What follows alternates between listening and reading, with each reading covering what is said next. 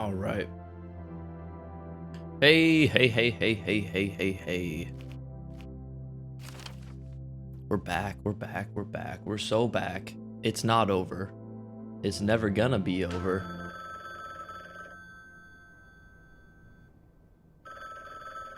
And here we go again. I have been wanting to play this game so goddamn much after last stream. Like, seriously, I could not wait for this. Sorry, Persona 2. You're on the damn back foot. The Bookwalker is the real hotness. And we're on to... We're about to start chapter 3, I guess. I don't know how many chapters there are, but... Hello? I'm gonna just dive right in, because I just wanna get going. I have a job ready for you. I'm ready. I'm as ready as always. You'll need to be even more ready than you usually are. I have a new partner, and if we pull this job off without a hitch, you can't even imagine what opportunities it will open up for me. I'm happy for you. So we need to make the client happy. If he's happy, then I'll be happy too. And if I'm happy, a little of that happiness might trickle down to you. Goddamn, trickle down economy. Economy, it doesn't fucking work. It doesn't work. Get my drift? Like I've said before, I'm not doing this for the money. It's for my shackles. The client sent me an advance payment, and I spent it on my new office. So get ready, and don't let me down.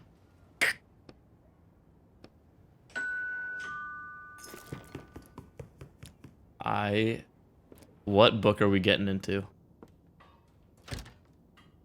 I'm excited, I'm excited. I'm so excited to play this game. I love this game. I love this game so goddamn much. I just can't. I can't. I'm...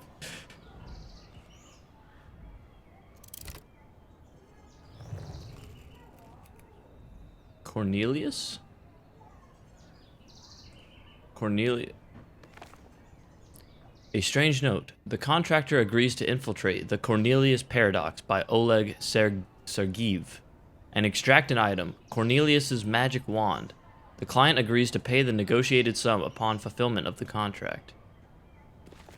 An excerpt from a review. It certainly expands the universe, but new books in this series are published so rarely that this expansion seems more like mockery. However, I must admit, I am intrigued. Is there any little, we have not done this. We have a new upgrade.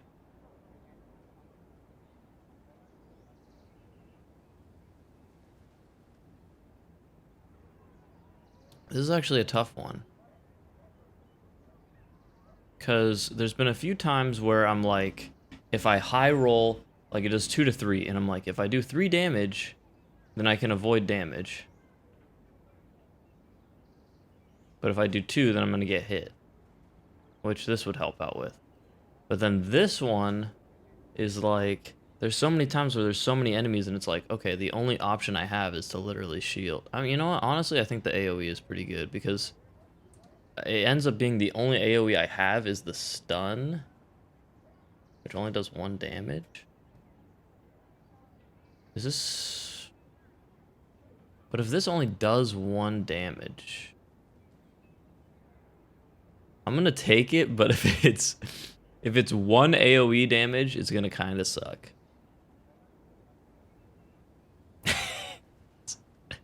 Exactly what it is. Son of a bitch.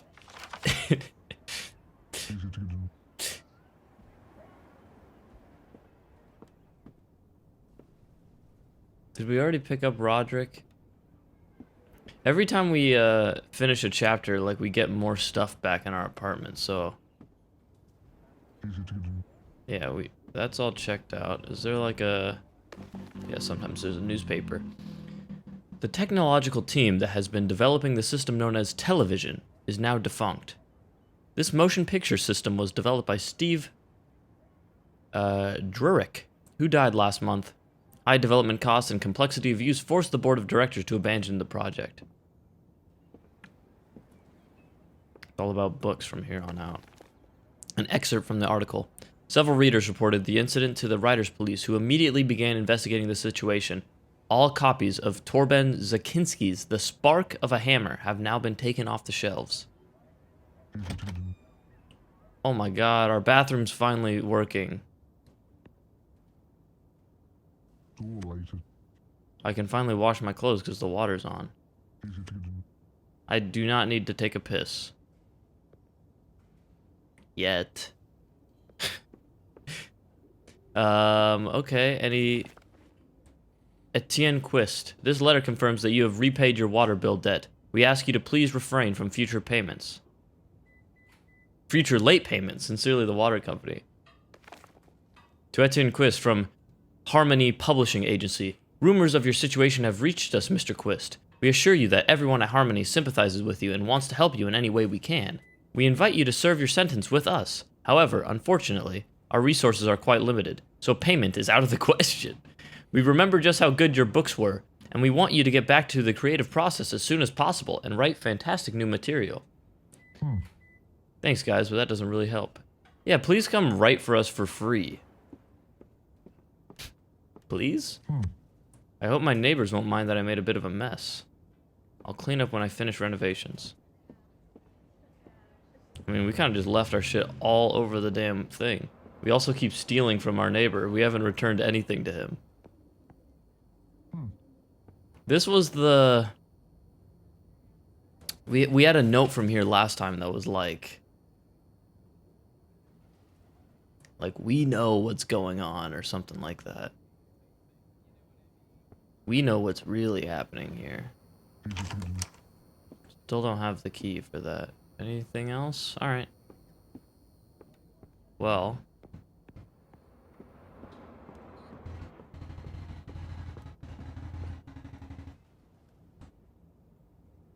I'm gonna have to close my window. Hold on.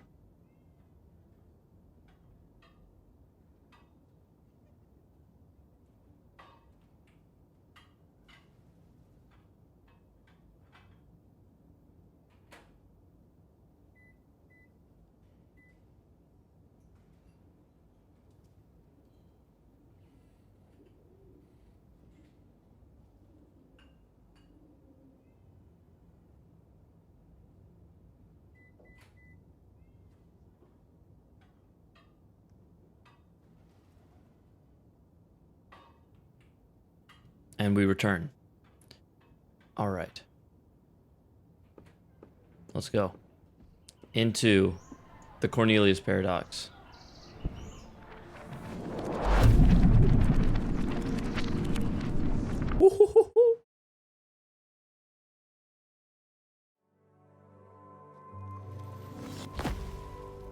Lobby. Ugh. Damn, people. Hello, hello, welcome. I don't think that lady over there noticed me. But this guy definitely saw me land. You there, Roderick? Like always. I figured out how I can convince you that I'm not cold and cruel. And heartless. Well, and unpleasant. And someone who couldn't care less about anyone else. Alright, fine. Keep it down over there. Sorry. So here's my plan. Not only am I not going to hurt any characters, since you've done such a good job with that up until now, I'm actually going to help them, all of them. We're going to help every single person we meet in this book. Sound good? Oh, great. We won't abandon anyone. Sounds pretty suspicious. Oh, come on. I'm a completely different person deep down inside. You'll see. We'll start with this guy over here. Hi, do you need help? Me? No thanks. I'm alright. Well, that's one less we have to help. I said keep it down. Let's go find more characters. Hold on, what are we actually here in this book for? Oh yeah, I need to find Cornelius's wand. A magic wand? Most likely, yes. And it's a rush order, but I think we'll still have time to help everyone. Okay, but I'm gonna keep an eye on you. You're acting really strange today. I won't let you down. So, I mean, to be fair, like, last book, we didn't do harm on purpose. We got attacked by an angry mob because they wouldn't listen to us. That was not our fault. The first book, we definitely denied that guy the book of, or the potion of immortality. That was definitely on us. The second book, none of that was our fault. You see a message board packed with information. It's divided into several sections. Job posting. Let's see, part-time receptionist wanted. Requirements, female, age 50 plus. Not quite a fit. Seeking system administrator. Hourly rate offered. What kind of administrator is that? Let's keep looking. Oh, this one's perfect for you. Janitor needed. School motto. In its own column, written in large letters, is Uniting Our Differences and Overcoming Challenges. Wow. General info. Headmaster, Robert Lamantier, Educational License number 0023. Hours, 8 to 20. Visiting hours for parents, 16:30 to 17. You have 1/2 hour, near the end of the day. Complaints and suggestions book. You take the slim, worn book from its folder on the wall. There are insults written all over the cover. Yeah, so the locals don't like wizards very much. Stop taking up so much space in our city. We could have built a huge park here. No one in this cursed neighborhood can sell their houses, and it's all your fault. Big deal. Okay. This man's a teacher. A man dressed in a classic modern suit sits expectantly on the bench. His outfit seems very out of place in this old-fashioned school of magic. My God. He notices you looking at him and tries to avert his eyes as far from you as possible. How can I get inside? I'm scheduled in already. You may have to sign up for an appointment or something. There are job openings over on the wall. Let's go see if there's anything good. I see. We will tell them we're here for the janitor position. Who are you? What do you want? The receptionist doesn't look at you. Her attention is fixed on a small TV set on her desk. Can I go inside the school? I wanted to go inside. Into the school. I understand that. Now I asked you, who are you and why are you here? We don't take kindly to strange people hanging around. You're looking for a janitor, and I'm looking for work. Yes, we've been looking. The receptionist rolls her eyes, but finally looks away from the TV and turns to you for the first time. Why are you all wrapped up like that? Is that paper on your face? I'm lying. I was in an accident. I'm very sorry. She isn't sorry. The receptionist opens the desk drawer and with a sigh, pulls out a stack of pink, yellow, and green forms that puff out a cloud of dust as she drops them on the desk. Is this going to take long? Name? Etienne. Any allergies to cleaning products? Cleaning products? I thought you were all wizards. Okay, look, Etienne. If they could just clean with magic, they wouldn't be hiring a janitor. Answer the question. No allergies. Excellent, you're hired. Just like that? Here's a bucket and a rag. To the right of me, you'll find the entrance to the library. Wipe the dust off all the bookshelves, then come back here. What about the cleaning products? We're fresh out. She turns her attention back to the TV. I'll get it done. Wonderful. Absolutely wonderful. 3 crests. These must be the school's guilds. Door to hall, restroom, library. Let's go to the restroom. It's going to be small. What did I say? Also filled with dirt. Dark as hell in here. A rusty tap dripping rusty water. Fill bucket.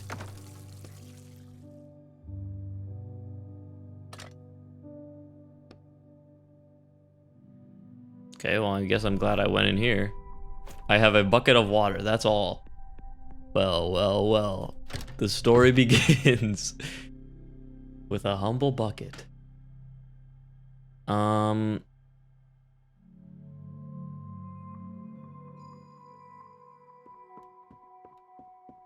to hall. Door to main hall is locked. Alright, well, here we go. We've currently met 2 characters and we have helped none, so it's going swimmingly. Look, the workbench! It's available right from the start. Alright, so we have to wipe. Well, is there anything like... Here we go, box. I was like, is there anything I can loot? I want loot. Trash and metal. Old books in boxes. Anything else? Not really. Okay. The bookshelves aren't gonna wash themselves. And of course, they just had to be the biggest bookshelves I've ever seen in my life. Start dusting. Is this really the only way to get inside the school? You take the rag from the bucket and wring it out. I don't know how this is gonna help me get in the school. Like, how am I guess I finish this and maybe they give me a job further in? They don't let just anyone pass by go into the main hall, and that's where Cornelius's wand is. And the wand isn't the only thing in there. What else? All those characters you said you were going to help. Oh, yes, right. I'd advise you to keep pretending to be a janitor, even once we get inside. You sigh and wipe a layer of dust off the first shelf. This isn't exactly how I imagined an adventure in a school of magic. On the second shelf, you notice an old piece of paper. It must have fallen out of a book. Looks like someone's notes, probably a student's. There is a barrier that exists around our solar system, a wall covered in symbols. Each symbol allows us to use one spell. It is believed that the wall protects us from external threats due to the fact that it is constantly being assaulted from the outside, causing the gradual destruction of the symbols on it. What will happen to us when all the symbols are destroyed? Well, what will happen once they are destroyed? You crumple up the paper and toss it aside. Don't worry, we won't be around to see it.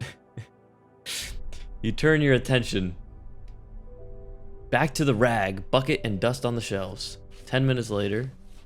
Well, I think this bookshelf is clean now. Holy shit. We should get to the other bookshelves. Don't tell me. Is my bucket empty? No, we're still good. Pog.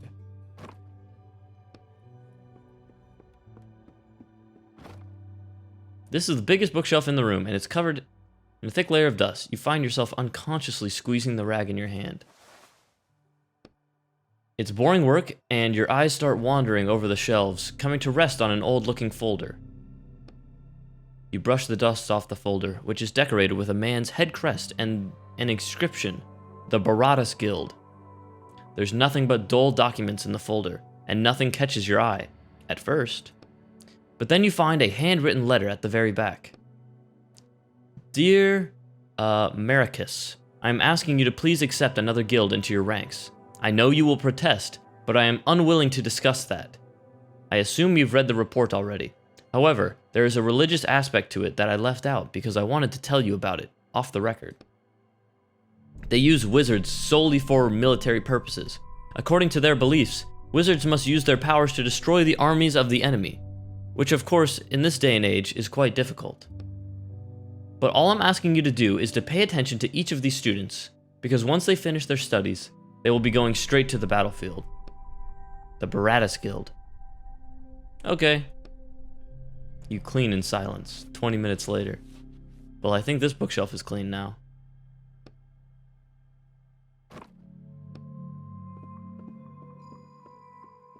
I'm the best damn janitor of all time. It's a dusty bookshelf that looks even dustier than the others. There's something scratched into the shelf. These look like runes. Oh, no, they're words. It says, second shelf, third book from the left. 15 minutes later. Alright, this bookshelf is done. All the bookshelves are clean. We should go tell the receptionist it's done. Second bookshelf, third from the left.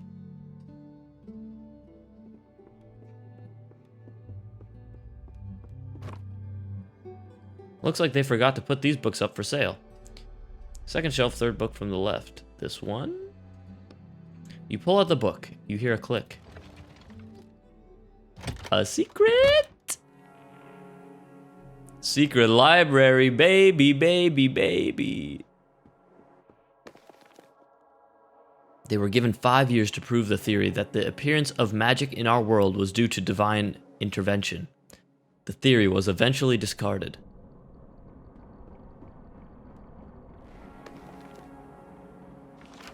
I love a wet book.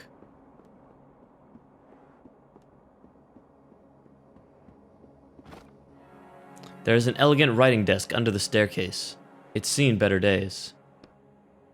There's a small lock on the desk drawer. Ooh, a lock. That must mean there's something valuable. Try and open it. Tug at the lock. Great.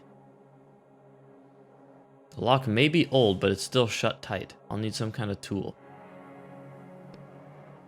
I think this is a job for pliers, to be real, instead of the lockpick. I feel like if I get the lockpick, it's going to be like, ooh, it's too old and rusty or whatever.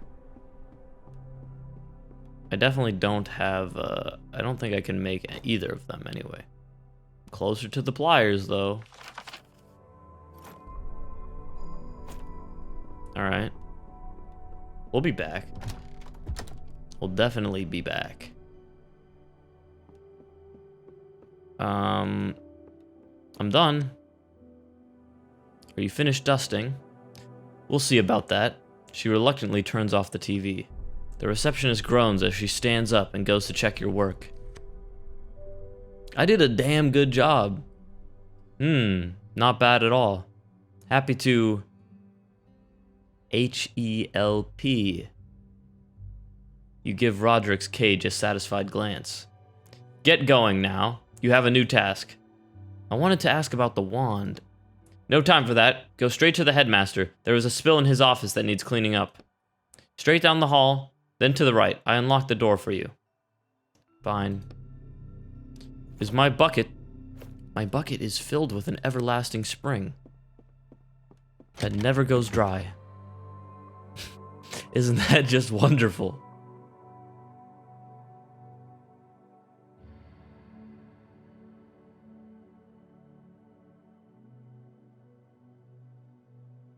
Look at this, there's like something here. Oh, there's a camera. I need to look for secrets. You see an opulent, though slightly shabby altar with a magic wand sitting on a pedestal in the middle of it. Oh, I see. This, literally, this is Cornelius's wand. I didn't think we'd get to it so easily. To what? That's Cornelius's wand. The one you were supposed to find, remember? Oh, right.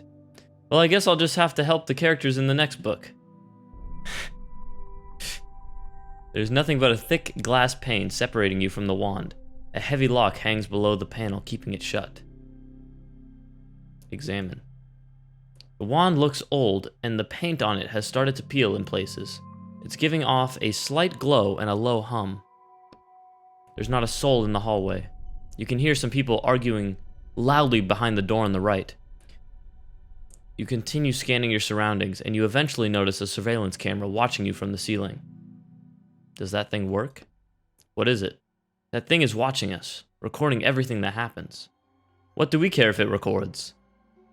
I think you should break the glass, grab the wand, and get out of the book already. What's the holdup? No, no, no. There's always a trick. There's no way that's just how it works. Tug at lock. I've never seen a lock like this before. The hole looks more like a spiral. I don't think a lockpick will work on it. Just break the glass! I don't want to make a lot of noise. What's gotten into you today? You're being so cautious. I told you, I'm not really a bad person. Hey, are you our new janitor? You see a middle-aged man in the doorway. Yeah, I'm the janitor. I'm the one who called for you. Come into my office. He opens the door wider. I really think we should just break the glass, grab the wand, and... The man starts to reach for his belt where his own wand sits in a holster. Come on, smash the case! Can you not hear me? He's pointing his wand at you. Sorry, I was lost in thought. That wand is just so gorgeous. The man slowly lowers his wand and silently waits for you to walk over to him. Chill, Roderick. We can do this. Let's just do it stealthily. Oh my lord. Come in, come in. What is happening in this? The aesthetics of your office are confounding. An old man who is also in the office nods briefly at you. Gandalf? You found us through the job posting.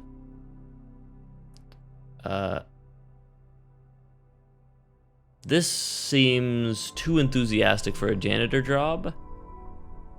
Plus, I think they hate wizards in this world, so I'm gonna say nothing. Anyway, maybe not the right choice. Maybe I'm overanalyzing. We have a few stains to clean up here. Our former headmaster spilled a potion. He slightly accentuates the word former. Is he the new one? I only spilled it because you distracted me. Don't pretend it was my fault. The old man seems sincere in his claim. It doesn't matter. In any case, clean it up, please. This is wrong. In my opinion. He returns to his work. I'm curious, but honestly, I think he's just gonna get mad at me, so I'll just start going to work. He kind of seems like a dickhead. The potion doesn't really budge. I heard you plan to sell everything from the geomancy department too. The geomancy symbols were shattered last year. Why would we bother keeping all that? Why indeed, that's our history. Let history stay in the past. He turns his attention back to his work. The stain is finally gone. You can start on the next one. I'm such a good janitor. The second stain is bigger than the first, and someone has already stepped in it, spreading the potion over the floor. First cleaning bookshelves, now cleaning the floor. What's next? The toilets? Just keep going and get it done. Once you finish, we'll go back for the wand in the hallway. Casually ask about the wand. That wand you have out in the hallway is so interesting. The old man starts breathing angrily and sends a vicious stare your way. The headmaster pauses for a second. Indeed. Enjoy it while it's here. What do you mean, while it's here? The headmaster tenses up. It seems like he's about to make a very painful decision. Oh yes. By the way, I wanted to warn you, Maricus. We found a buyer for the wand. He tenses up again after he speaks. Is he talking about your client? I don't think so. The old man drops his teacup on the floor. It shatters, splashing more potion onto the floor under the desk. You must be joking. You put the symbol of our school up for sale? I actually put everything in the school up for sale. What? How are you going to be a headmaster? Out with the old, in with the new. Sell it all. No one wants to buy most of the old junk, but a few people from the capital expressed interest in the wand. How could you? The old man's head starts shaking. Hold on, you should probably sit down. The wand. Cornelius's wand. Are you listening to me? We'll get enough money for it that we can go another 6 months without government support. That's like not that long. 6 months, man? You need a better plan. Bang! You're going to regret this. I'll call a meeting of the school council to challenge it. He jumps up from his chair. The old man hurries off. He's gonna go take the wand. We need to stop him. Don't worry. He's gone crazy like that about 10 times this week already. Besides, only I have the key to the case. He pauses for a second, clearly regretting telling you that. That's the thing. This is a magic school. I'm just gonna go out on a limb and say we probably couldn't just break the glass. It's magic reinforced. Maybe. While you were busy with the conversation, you seem to have finished wiping up the stains. Looks like I'm done here. Can I go? Pensively. Yes, thank you. He turns to the door. You can hear voices coming from the other side, getting louder and louder. Now what's going on out there? Let me go see. We're in the room alone. Okay, what can we... Search this guy's side. I love bread. Seems we can't mess with his desk at all. Tools! All sorts of junk with tea spilled on it. Is that it? Sometimes there's like little tiny secrets. Anything?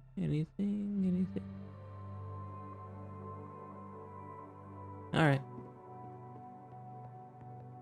I don't think, I think I needed one. I need a rag to make pliers. Holy fuck. The wand is gone. The wand. What's going on here? A crowd of people has gathered in the hall. They are whispering among themselves, looking at the altar in the middle of the room.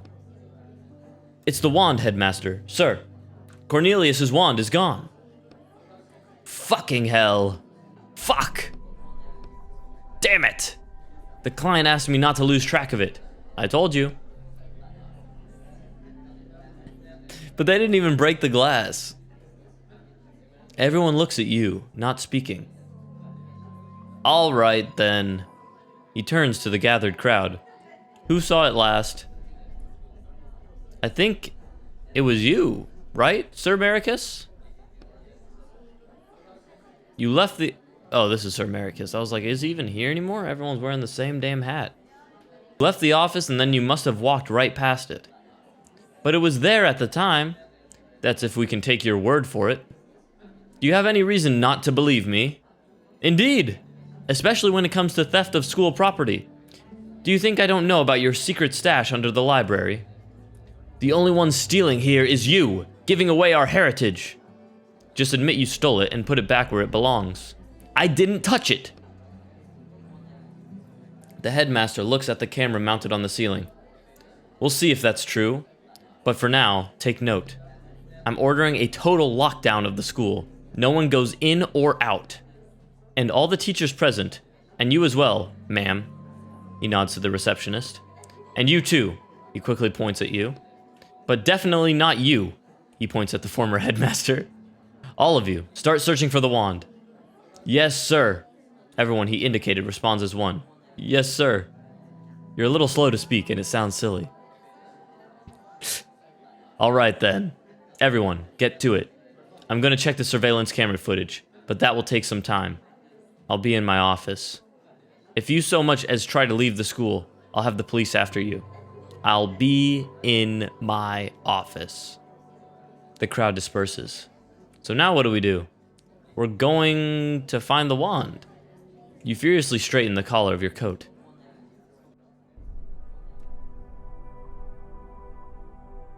Any talkers?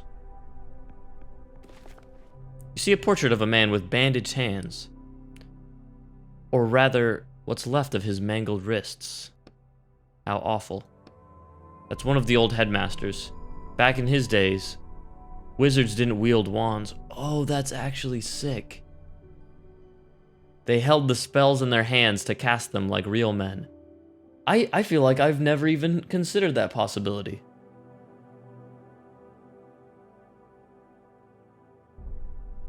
That's actually such a cool concept. I feel like I'm sure it's not like the only time, but that's actually so cool. The idea that if you're casting spells, like, it's hurting you, like, you're gonna be, like, holding magic is... It fucking makes sense when you think about it, but... They held the spells in their hands to cast them like real men. If you were a man, you would hold the spell in your hand. which of course didn't protect them from the consequences of a spell gone wrong. I see. It's actually really fucking cool. Oh, this is not his office. Well, this is obviously the... Oh, I can talk to him, okay. The school's headmaster is watching his desktop screen. Peek. On the screen, you see a processing video window and a small progress bar below it that says 0.02%. Adobe? Sighs heavily. There we go! He jumps up. You look at the screen and see the number has changed to 0.021. It's gonna take some time. We'll probably know who stole it in a week or so.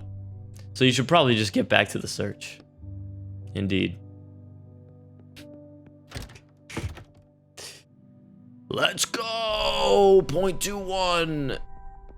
No one here wants to speak to me. Looks like one portrait is missing. How astute. You noticed that, huh? Stop right there! I'm just the janitor, I'm just the janitor. Who are you? I'm just the janitor. I'm just the janitor. The janitor? I mean the janitor. I'm an ordinary janitor. You seem pretty suspicious. See that teacher over there with the glasses? Go tell him they moved his class to the room downstairs. You don't need to be a genius to realize the students are plotting something.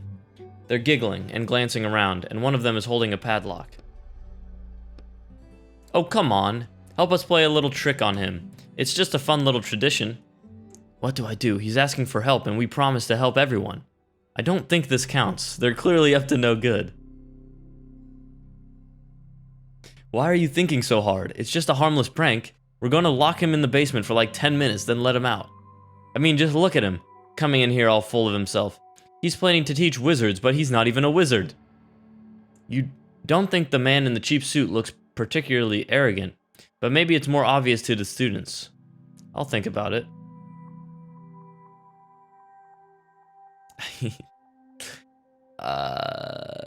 I will not be doing that. Oh, it's this guy. Oh, I'm not gonna bully this guy. Excuse me, could you help me, sir? Yeah, we read this because we've talked to him. You met him earlier out by the reception desk. Who are you? I teach a programming class here. He's teaching programming! He's not teaching magic. His chest puffs out a little. A programming class at a school of magic? The city administration wants to start converting the school of magic, since the symbols are going out. Right. My class is supposed to start any minute now, but I can't find my classroom. Everyone I ask keeps pointing me in a different direction. Well, I mean, I don't really know where your classroom is, but I'm gonna send you upstairs. Try the second floor. Oh my, are you sure? So many people told me to go check the basement. Trust me, you definitely shouldn't check the basement. The teacher looks over at a nearby group of students. Alright. Thank you then. See you around. You nod, not taking your eyes off the group of students, who now look quite annoyed. Fuck the kids. Mikhail. You see a tall, smiling boy in front of you.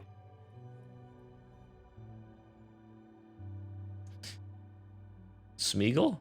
What a day, huh? The boy seems entertained by everything that's happening. He extends a hand to you. My name's Mikhail. Sure, hey, I'm the janitor. Etienne.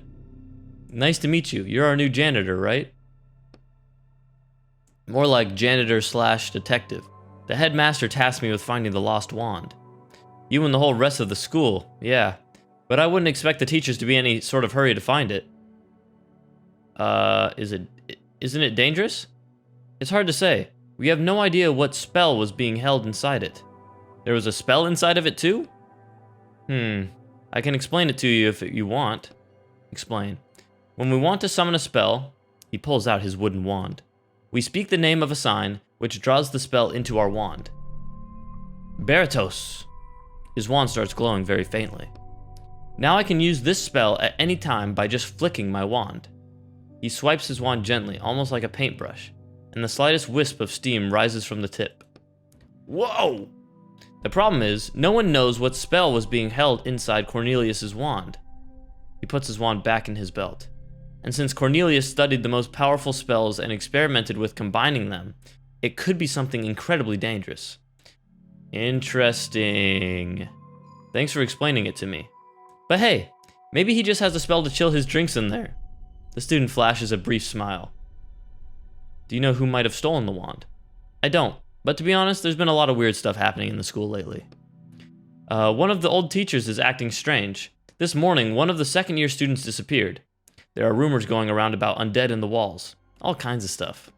Did he say undead? Tell me more. Sure, what do you want to hear more about? Old teacher. Hold on. I never said I suspected anyone of stealing the wand. Although... Mikhail rubs his chin thoughtfully. You're probably right. When there are no good leads, you have to look into everyone. Who did you ask me about? The teacher? I haven't seen that teacher in a long time myself, but they say he stopped showing up for lectures and spends his time hiding in abandoned classrooms. Sounds suspicious. He has a daughter, by the way, who usually works down in the laboratory. She might be able to tell you more. Thanks, I'll check it out. I'm afraid I don't know anything else about him. What about the missing student? It's nothing really, just some bad student no one can find. I think he probably ran away. It happens every semester. Every semester? Why is that? The School of Magic isn't really all that prestigious nowadays. We could be studying to be lawyers or going to military school instead. Where do you think I should look? I don't know him, but I saw the receptionist putting up some flyers about the search. You should ask her. Undead in the walls? I think it's just a school legend. Mikhail pauses, gathering his thoughts, then continues. But now that I think about it, people have been talking about them a lot lately. You should ask the students in the dorms. They might know more. Thanks, Mikhail. Okay. Alright, let's go back to the receptionist really quick.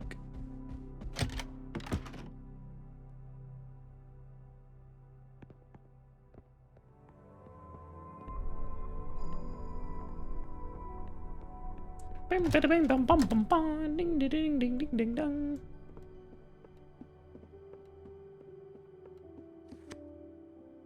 I don't have time for you right now, young man. I'm incredibly busy. Have you seen anything suspicious? Yes, a janitor who keeps poking his nose into things that aren't his business. You should help me find our missing student instead. A second year, right? I've heard a little about him already. Do you know anything about his disappearance? I know that he's an idiot. What's his name? Mendes. Last name?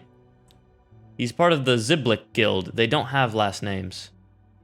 She looks at you mistrustfully. I'm helping you out. What does he look like? Like an ordinary student? I can see why they're trying to hire a new receptionist. Who might know more about him? His friends are always smoking in the bathroom. Try asking them. Smoking? You let them do that? It's not my problem. My job is to keep unwanted types from walking into the school. Is there anyone else who might have seen him? I don't know. Maybe the mover's outside. Okay, well, we can't go outside. Why are you so sure he's in the school? Because the school is locked down until we locate the missing wand. Okay, but what? Did he go missing in the past 5 minutes? Has he been missing for 5 minutes? The school wasn't locked down until like 20 minutes ago.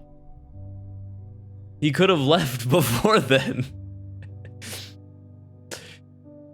That doesn't make any sense. Oh, right. No, that doesn't make... No. That doesn't make any sense. Unless he went missing 5 minutes ago and no one knows where he is for 5 minutes, it doesn't really matter. The headmaster tasked me with finding the wand. Congratulations. She doesn't give a shit. Alright. Anyone smoking in the restrooms? In my restrooms? Yep. Literally. Several students are smoking in the toilet stall. You lean against the wall to eavesdrop on their conversation. Apollo is such a traitor! The whole school was talking about him yesterday. What'd he do? He lit the candle, if you can believe it, with his wand. You see a puff of smoke. Yeah, no way. Even the headmaster can't do anything like that now. The new one? Definitely not. Or he tied a match to his wand. More likely. Just like Mendes did, remember? Wait, are they saying that lighting a candle with a wand is an incredibly hard thing to do? Is that what I'm understanding here? There's no way he was able to light a candle. There's no way. Now I'm very curious as to what magic they can do. Just like Mendes did, remember? Where'd he go anyway? Mendes? He was in the infirmary last I heard. Yeah, sure. All cozy under a blanket. I bet he got the hell out of here like he planned. Haven't seen him since morning. That's not missing. He's not missing. You just haven't seen him for a couple hours. I thought he was all talk, but I guess not. The hiss of cigarette butts being put out marks the end of the conversation. The voices fall silent and the door opens. You press yourself against the wall and they don't notice you. Someone named Mendes who ran away from school. You think he took our wand? Again, the timing doesn't match up at all. If he... They're like, we haven't seen him since this morning. The wand got stolen like 10 minutes ago. Hopefully he hasn't gone far yet. Okay, well, we can't leave the school, right? Like, she's gonna yell at me.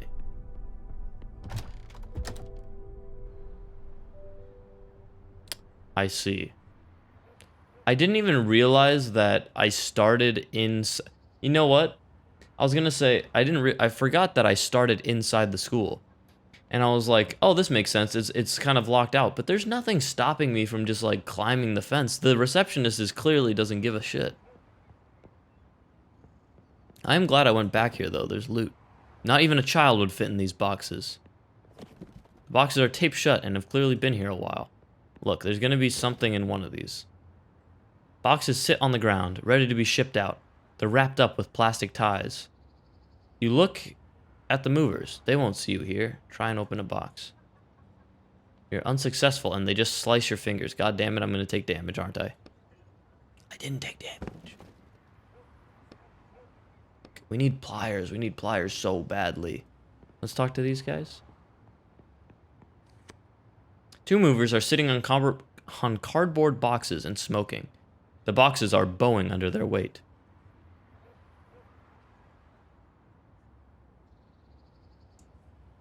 Greet them. Hello. The movers slowly turn their heads towards you. Pause for a sec, then turn back. My back's about to give out from lugging all this junk around. I told you to wear a belt, didn't I? He slaps his belly, which is wrapped in a sturdy leather belt. The lanky mover flicks his lighter lazily and brings the flame close to a tiny metal seal holding the cardboard box closed. In an instant, the melted seal falls to the ground. What do we have here? He rummages among the paper-wrapped school equipment in the box. Oh yeah! The lanky one takes something out of the box. It's glowing and made of glass. What the hell do you want with that piece of crap? They're just pillaging the moving boxes? I don't know, I'll keep it as a souvenir. It'll light up my house. Right, a souvenir from Magical Idiots. Real valuable. But I'll be the only one around who has something as wild as this. Maybe I'll even sell it. Sell it to who? A useless crap collector? Good one. Good one, boys. You knock on the closed box, but there's no one in there.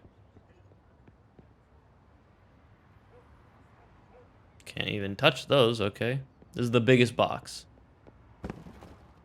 A long row of boxes sits alongside the truck, waiting to be loaded.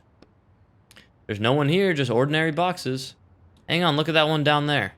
You notice the tape on one of the boxes has come off. It seems to have been opened already. Open. Hey, what are you doing? Hands off the boxes.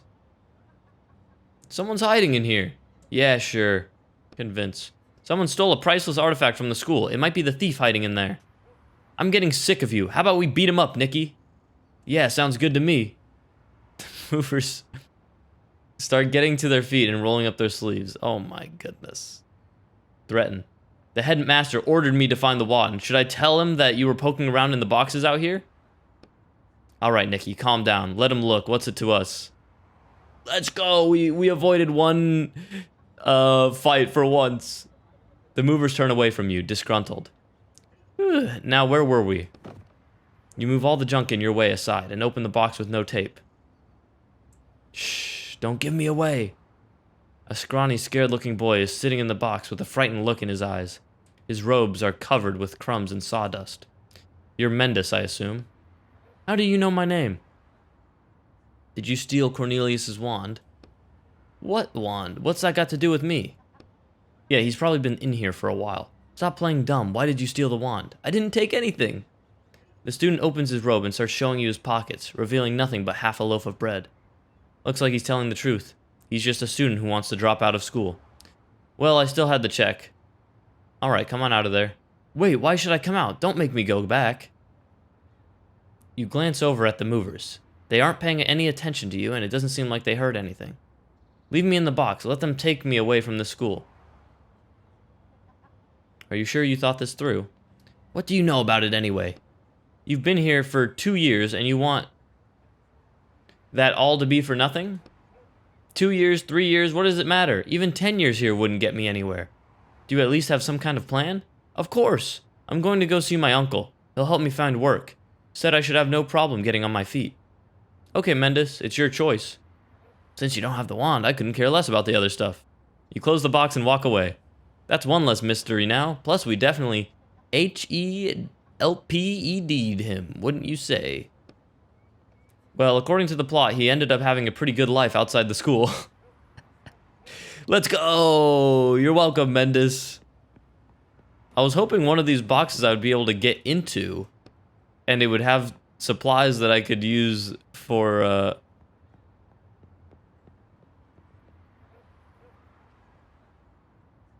my pliers, but I just simply do not. Hold on, I'm gonna grab a drink. I'll be right back.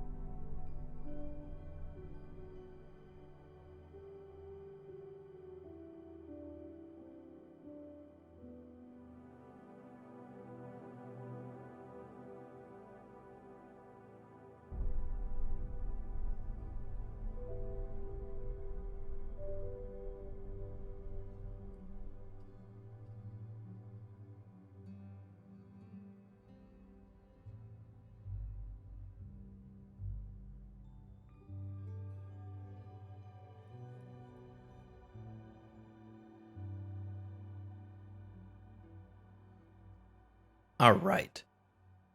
Water acquired. We still do not have pliers yet.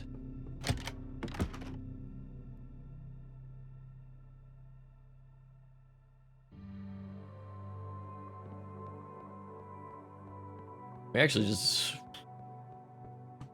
Well, we helped amend this out. That's fine, I guess. Let's go to the basement. Please don't lock me in here. Metal.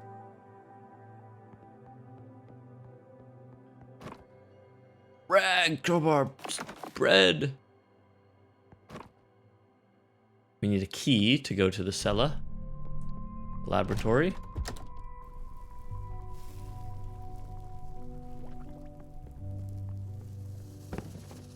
Tools, bottles, Pog. Oh, look at this. Pliers. And a lockpick. Beautiful. 50% of the way towards I wouldn't touch that. You slowly back away from the large flask full of dark-colored gas. What is it?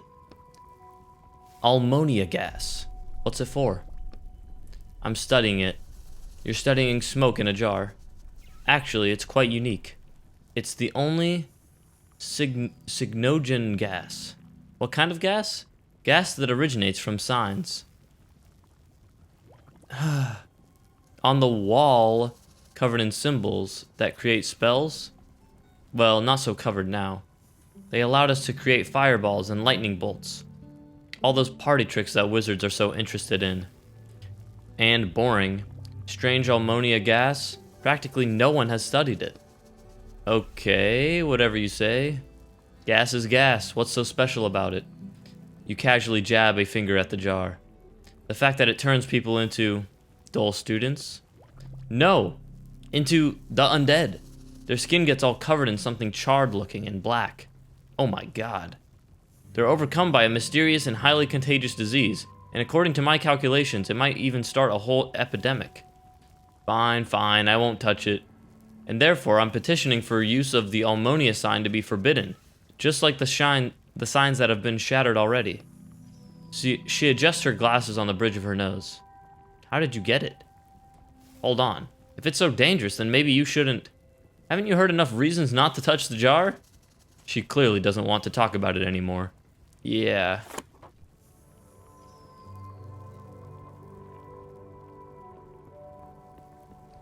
Sorry, the laboratory's occupied now. She turns to you and freezes. 1/3 of her concern is at your behavior. Another third is at your appearance. But there's something else there underneath.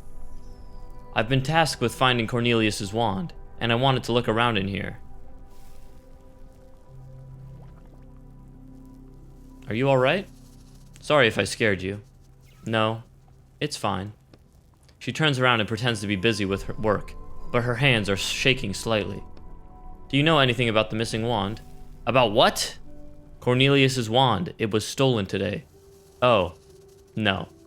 I don't know anything. Her hand starts shaking even harder. Stop pushing her. Fine. Shouldn't Roderick know who stole it? Listen, I can see something's worrying you. Maybe I can help. I won't tell anyone. You can trust me. The girl turns around and looks at you. Her eyes are full of doubt. One of the teachers here is my father. We did learn that. I forgot who it was, though. He's been acting... Oh, it's the missing teacher. He's been acting really strange recently. I'm worried that he got caught up in something bad. I'd be grateful if you could find out what's happening with him. She turns to you, again, but keeps her eyes on the floor. Got it. I'll go look for the strange teacher. Anything else you can... Not yet. Okay. We'll be back.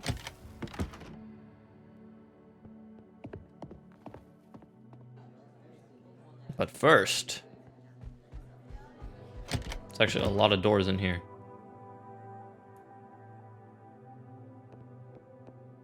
First, we gotta open up the moving boxes, and then we got the secret, the secret.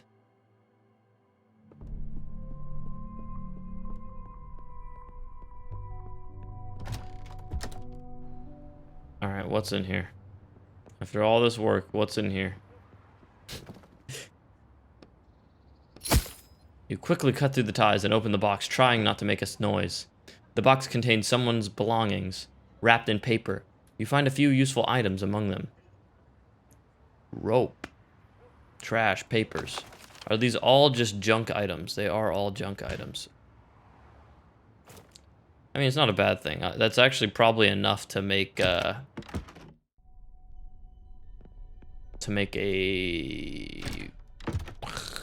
ink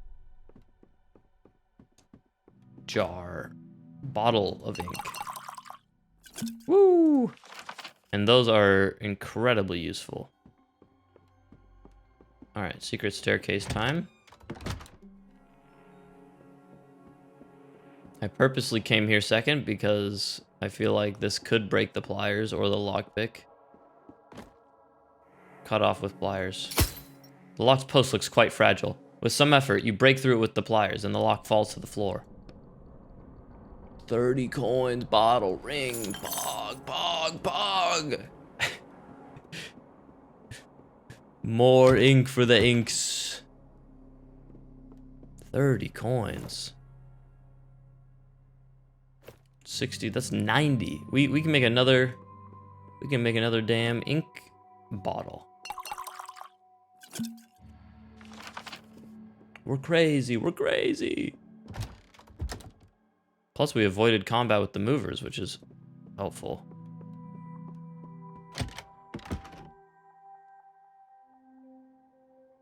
I love gathering supplies. I'm on my hunter-gatherer shit. Alright, now we can finally... Let's talk to some other people. How's it going? Have you found anything yet? The missing student has been located. Oh, where is he now? He ran away from school, but he didn't have the wand. I feel that. Something's weird about that. The wand, did something happen to it? Yes. Some nerd. Bookshelf? Ooh. So this is... All three of these are different guilds, I guess.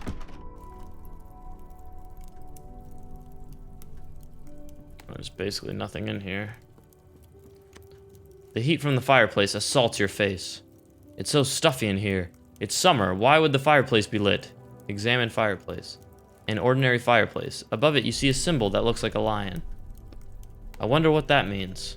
Angry flames burn in the fireplace. Insignia. The inscription on the chest says Imperial. Okay, well, there's only one person in here, so... The girl shrinks back into her bed. Your appearance seems to frighten her. Don't be afraid. I'm just the new janitor. I look like this because... I never ate my porridge as a child. The girl lets out a tense giggle. Okay. Ask about undead. Have you heard any rumors about undead in the walls? No. There are no friends in the walls. She whirls around to look at the fireplace, then turns back to you. Friends? What the heck was that? Why did you look at the fireplace? Is there something there? The girl shakes her head frantically. There's definitely something there. We should check it out. Please don't tell me that, like, she somehow passed the undead curse to these 5 people and then burned them to death? Look inside. The papers on your head start to curl up from the heat, and the sparks are flying dangerously close to you. You can't see anything beyond the bright flames. I want to throw my bucket of water on it. You can't make out anything through the bright flames, but you suddenly hear far-off voices. What's this? How did they get there? There's someone there! Hey, can you hear me? Silence. All you hear is the pop and crackle of the unburnt wood. The unburnt wood? In the fireplace. I don't know how, but we need to get inside. Yes, the bucket!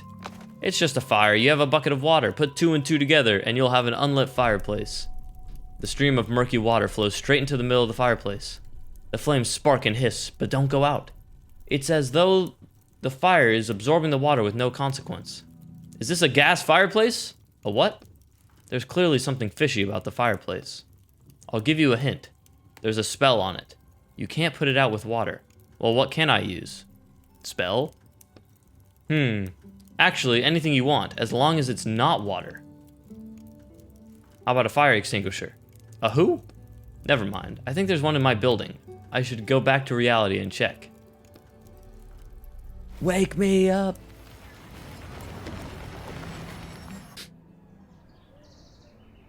Woo! Someone's calling me. Hello? Well, do you have the wand yet? I only just started the book. Well, snap to it. The client's been calling me and asking about it. Why such a rush? There's a lot of money at stake, Walker. A lot. This isn't something that should be hurried. It's better if I don't hurry. I need to be careful about what I do. You know what's even better? Hurrying and being careful. How's that for a plan? Alright, I'll try and speed things up. Get going. Alright, dickhead. Where's my fire extinguisher?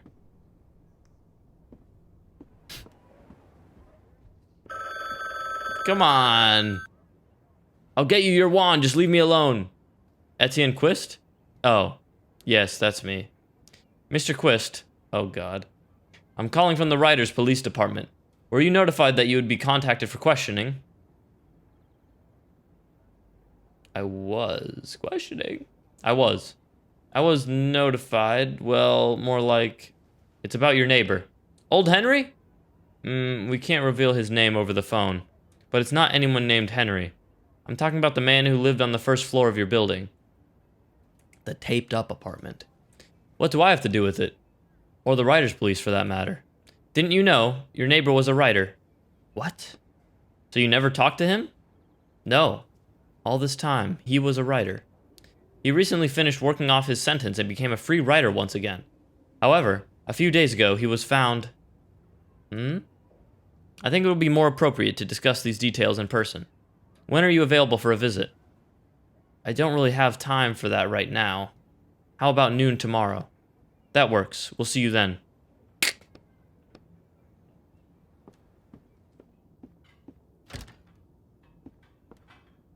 Fire extinguisher. Oh, in the kitchen. I forgot to go in the kitchen. Bread!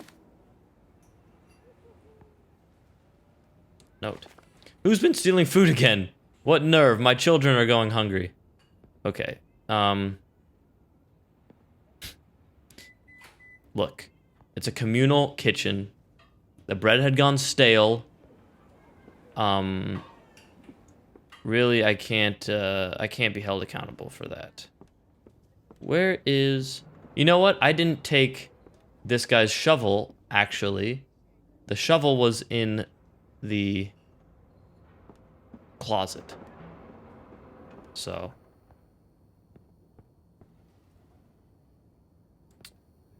Fire extinguisher. Gotta be in here, right?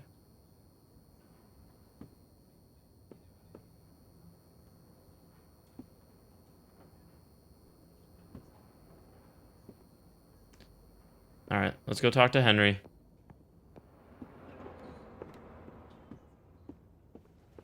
We'll talk to these guys first. Hello, sorry to bother you. We'll wait. Excuse me, I really need the key to the storage room. Please, I can hear that you're in there. I need the fire extinguisher, but it's inside a locked case. I'm trying to help you too. Time is running out. We're all gonna burn alive. What are you shouting about? Oh, hello. I don't smell smoke. Where's this fire you're going on about? In my apartment. It just started. I'm not lying. I think something happened with the wiring. What, do you want me to wait around while my apartment burns down? Then will you believe me? When the flames spread into the hallway and your apartment catches fire too. Alright, you don't have to yell. Just bring it back later. People are such dicks. Except for this guy. This guy lended me his sledgehammer. Can you imagine someone's like, hey, can I use your fire extinguisher? And they're like, do you really have a fire?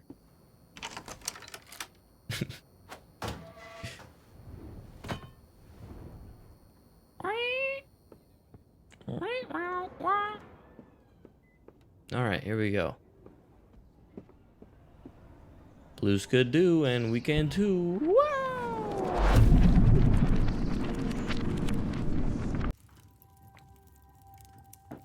And boom, here we are, back again. You shoot the fire extinguisher's foam right into the flames. How's that for you, An enchanted fireplace. Let's see what that did. Ooh, baby, I love a secret staircase. Holy fuck. Abandoned dormitory. A chest, secret treasure. Next to the old bed is a chest covered in a thick layer of dust. Lockpick. It's dark in here, but that's not a problem. You can open the lock by the sound. You work the lockpick into the hole, and the lock opens with a click. Ooh, baby.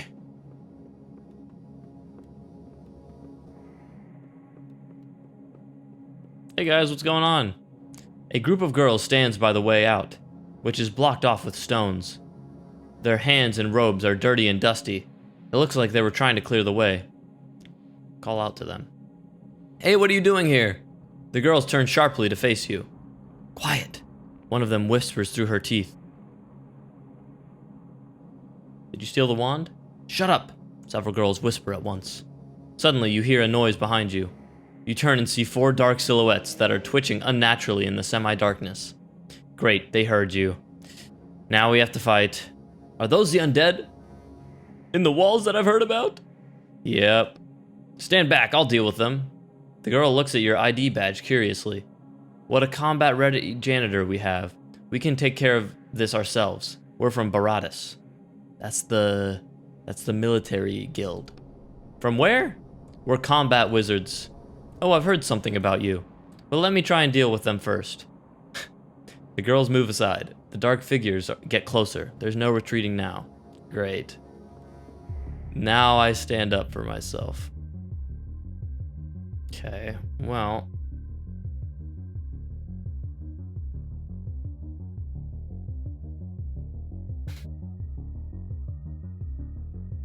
I mean, we can shield. It's gonna block both of these. See, that's a problem.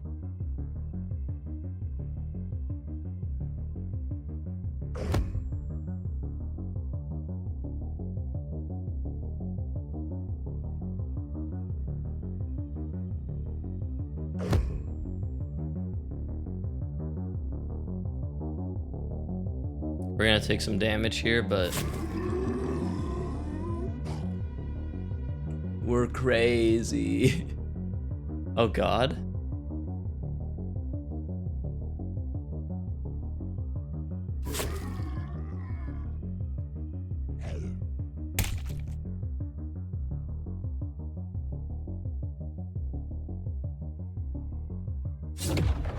We're in hell? We're really in hell?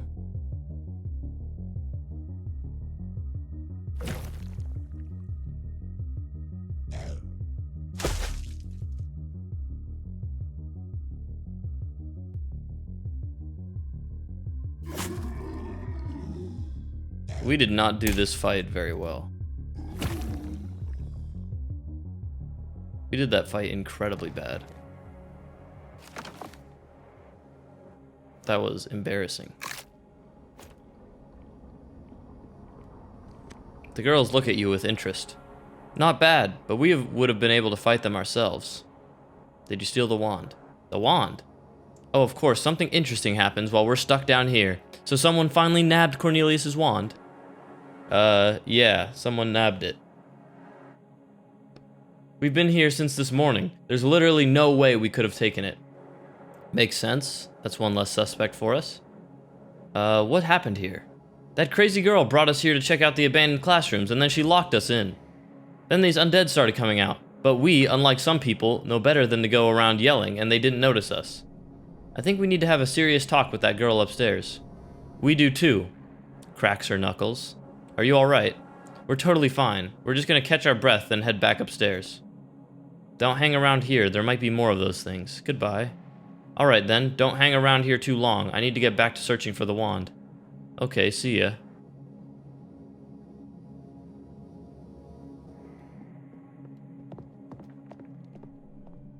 Hey, you. The hell's wrong with you? The girl is sitting in the same spot, slowly rocking back and forth. Tell me what happened. The girl instantly burst into tears. I just wanted to feed my friends. Oh, Jesus. Feed? Friends? Did I hear that right? She wanted to feed the other girls to those creatures. I found them in an abandoned dormitory, and they didn't do anything bad to me. I just wanted to help. I just wanted to do something to help them. Thoughtfully, help? Wait, hold on. Did you say help? Did you say you wanted our help? Well, well, well, Roderick. Wait, hold on. These definitely aren't the characters we should be helping now. Did you use Cornelius's wand to raise the dead? What wand? What are you talking about? Cornelius's wand! The girl looks at you in confusion. Another bad student who doesn't even know anything about her own school. Never mind. You wave a hand at her and turn around. It seems like she's not our client. Let's keep looking. I think the girl will be fine. Where are you going? And what happened to the girls downstairs? I'll tell her the truth. They're alive and really angry. If I were you, I would hide. The girl doesn't answer. Stares off to space and doesn't answer. Okay. You're crazy. You're crazy, lady.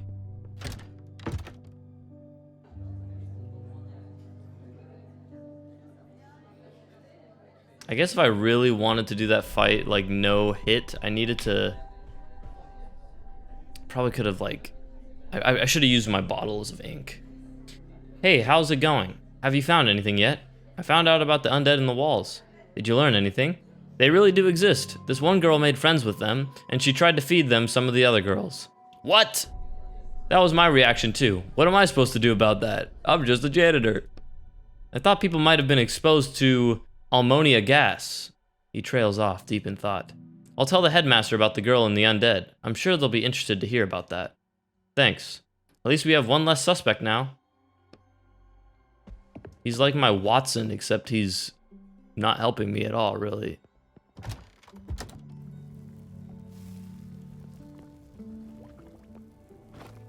Okay. Yeah, I definitely should have been using my ink more liberally. I have so much, and I usually don't use it all.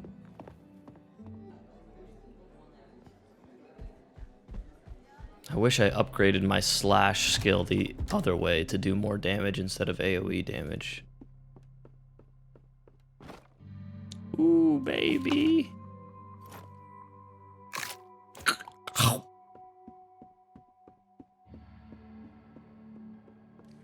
The other girl should be back by now. Ah, this is Baratus, huh? Well, don't worry, they'll be back. We saved them. We saved them. You're welcome. Tools. What do you want? You see a shifty-looking student. The frame of a giant portrait is sticking out from his bed. What's that you've got there? You point at the picture. Nothing. It's none of your business. Decided to steal a painting from the school. The student looks at you sullenly. So what's with the picture? Get lost. I said it's none of your business.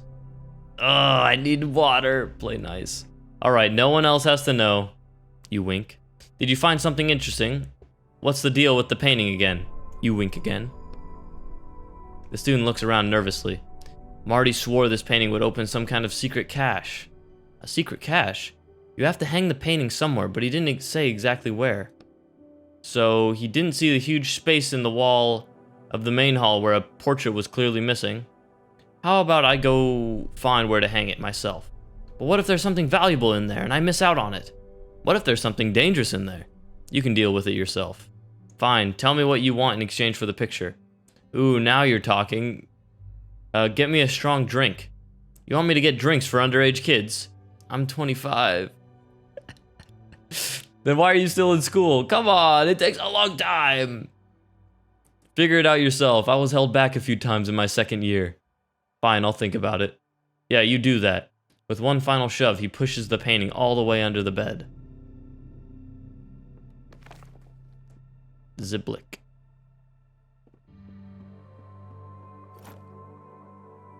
Where am I gonna get a strong drink? How's a bottle of ink? Is that a strong drink? Oh no, there's literally, okay. Oh, I need to get into the cellar. Which needs a, I need to make a crossbow. Sorry, I need to make a crowbar. I do not have enough crowbar parts yet.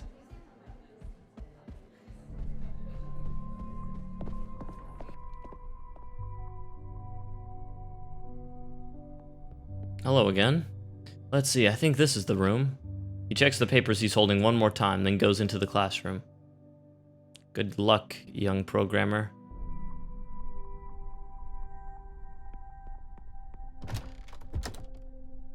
What do we have in here?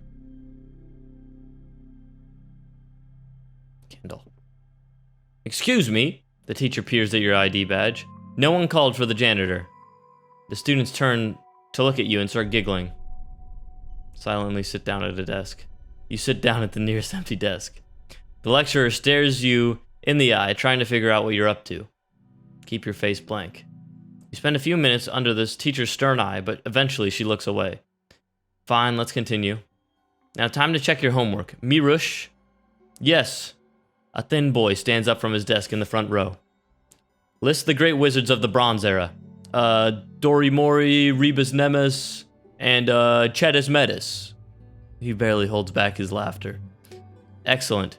Fortunately, the popularity of those names passed along with the Bronze Era itself. And what is meant by the Bronze Era? The period after the first signs came to fruition. The first through 7th generation of wizards.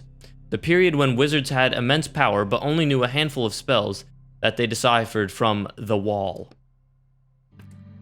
Very good, sit down. And the most significant events of those years, Royana. A shy pudgy girl in the second row stands up. The creation of the Great Canal. She looks uncertainly at the teacher, who nods. The 40-kilometer wide river canal that separates the left and right sides of New Riverland. Dorimori created it with splitting magic, which sign is now shattered. At these words, everyone in the classroom, including the teacher, nods their head briefly and respectfully. Respect the split. Sit down. Next we have the Silver Era, or the Night of Bright Lights. Leonard? That's when That's when wizards attempted to seize power. First was Royal III. Then there was a second attempt by Volux IV, who was successful and stayed in power for 3 years. A light-haired boy recites these words quickly, almost automatically. And you can also tell us about the Golden Era, please. That was the period when relations between wizards and ordinary people started to be regulated. When magic clinics, Baratus' combat magic institutes, and other magic institutions, including our school, were built. Good. I'm glad I didn't need to pull the answers out of you word by word this time. That's all for today. Are we gonna sit here all day? Okay, I'll move on. I wanted to loot. I don't have anything to light the candle with. Well, I need 3 more crowbar parts. See, this is why we're here. Might be crowbar parts in the teacher's desk. The door of the teacher's desk catches your eye. You pull on it, but it's locked. Now what? Stealing from teachers? Why not? If the drawer is closed, there must be something useful in there. Pick the lock. I need a damn crowbar. Attic door. Door is locked. Okay. Since when has that stopped us from trying to get somewhere?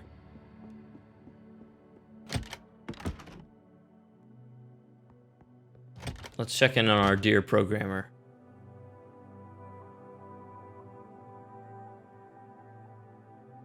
Any desk. Pardon me, are you here for the lecture too? Oh, it's you. You're the janitor, right? Have a seat, if you'd like. We just started. Why not? We're going to school today. Let's continue. Where do we leave off? You said that there's huge potential inside us, and we need to realize that potential by becoming programmers. And I argued that there's no way for you to know what kind of potential is inside of us. Right. And you said it's like the Cornelius paradox. I'm not familiar with the concept. Cornelius's wand, the one that was stolen today, it's charged with... Hey, let me explain. I was the one talking to the teacher in the first place. Don't interrupt me. Please, I'm willing to listen to both of you. But since the young lady already started, let her continue. The wand is charged with a spell, but no one knows what the spell is. Maybe it heals every illness, or makes everyone immortal. Or kills everyone, mutters the interrupting student. The wand is incredibly powerful, but also entirely useless at the same time, since no one dares try it out to see what magic is held inside it. That's very interesting. That's the Cornelius paradox.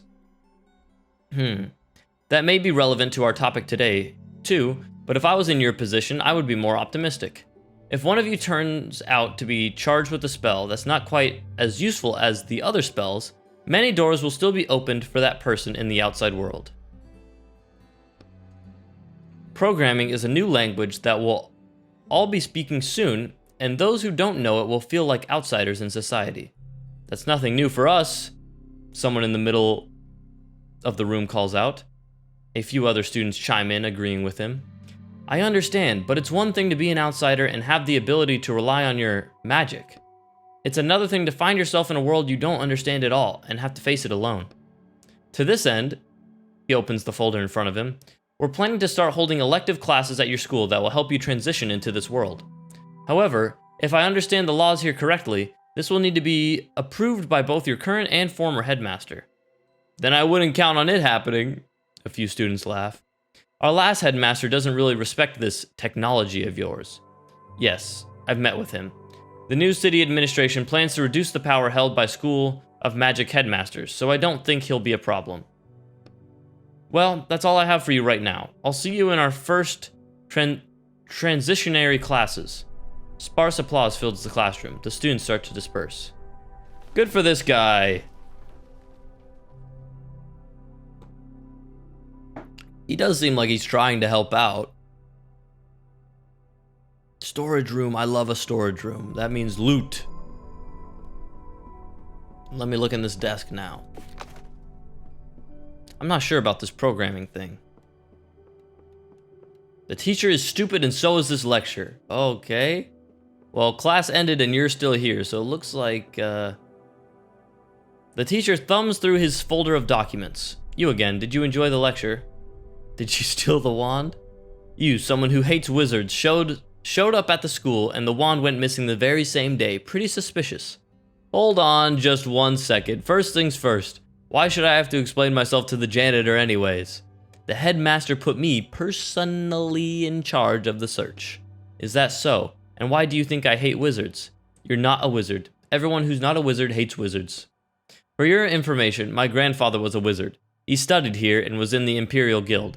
But my family's magical heritage stopped there. My father didn't inherit any abilities. And that's why you hate wizards and want to ruin their lives. Not at all. In fact, that's the reason why I decided to do something far more important and study programming.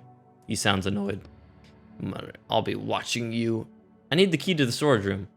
Odd that the janitor doesn't have his own keys. He reaches into the endlessly deep pockets of his jacket and searches around, then finally hands you a brass key. Here you go, they gave it to me today. Thanks. Let's go. Open the door. You turn the key in the lock and the door opens. Get me in, get me in. Candle. I don't have anything to light the candle with. Crowbar parts 2.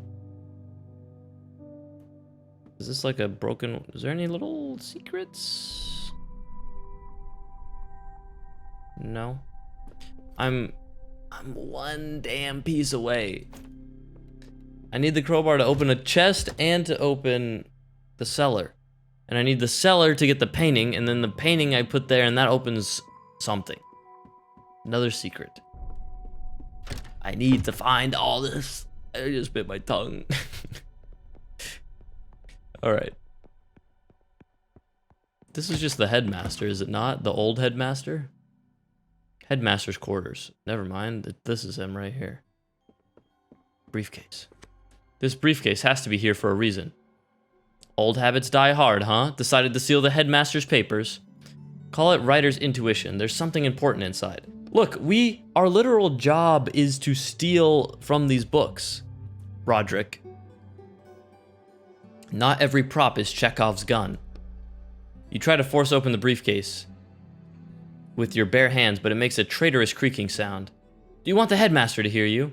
Pick the lock. Trying to be as quiet as you can, you quickly pick the lock. Open briefcase. I'm stealing his lunch. Well, look at all these candles. There must be something. Crowbar. There must be something that happens if I light all these candles. Hello, headmaster. The old headmaster is digging through papers on his desk and doesn't pay any attention to you. Hey, did you steal the wand? Nonsense, why would I do such a thing? You didn't want the wand to be sold, and so you decided that was the best way to protect it. Look out there, he points at the window. You see a densely populated city, full of tall buildings that almost block out the sky. High up in the sky, above you, you can just barely make out lines that look like symbols. So those are the signs. Yes, and they're written there for us. He places his hand on his chest. Not for them. He indicates the city. Huge letter in the sky that shine for us. But now, he clenches his fist. They're trying to bring us down to the level of ordinary humans. To their level. It doesn't matter if it's the wand or the books or even our damn quill pens. I don't want to give them anything. Because we were made for great things. He prods at his chest, and they were not. This was our world. He pounds his fist against the desk. Okay, buddy. The headmaster turns away from you and continues digging through the papers on his desk. Any idea where I can get a strong drink? The old man laughs into his beard. What, are your nerves giving out? Just don't tell him about that student. He definitely doesn't need to know you're giving teenagers drinks. He's 25! Yeah, I just need a little something. I don't have anything in here, but I do have a secret stash for rainy days. The old headmaster opens his desk drawer and starts looking for something. Here you go. I'm not supposed to be drinking nowadays anyway. He hands you the key. Oh, the cellar door. There's no wine cellar in the school. The key opens the door to the basement. There's a lamp on the wall that you can pull to open my secret hiding place. There is a cellar, though. What do you know about the undead? It's an old school legend. They're just made up. For made-up creatures, there's been a lot of talk about them lately. For made-up creatures, they sure fucking pack a punch. Well, uncertain times, rumors start flying. Pay them no mind. Alright, buddy. They're definitely real, though. Alright, now. Bang, bang, bang.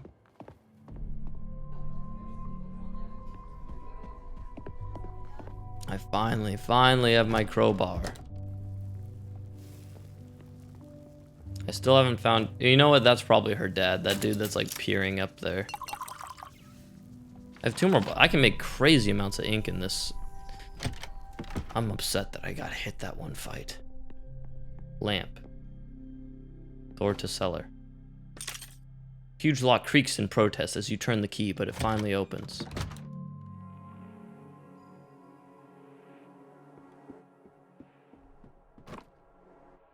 Your attention is drawn to some sealed barrels. Pry on crowbar. Take a look inside.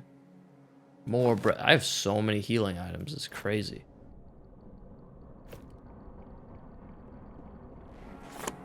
Yeah?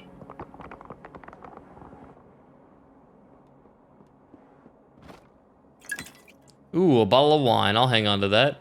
I was wondering, could you avoid spending money on food in the real world since you can eat and drink in a book? Good question. Like I said before, everything I take out of books doesn't last, I remember, but you'd be taking the food out of the book inside you. It still works the same way. It just dissolves inside of me, which doesn't feel particularly pleasant, by the way. So you've tried, only with alcohol. But That's fine, because you can just get drunk in the book and then leave. And even if you... Like, you can just get drunk and then leave later. I would love to be able to just pop into a book.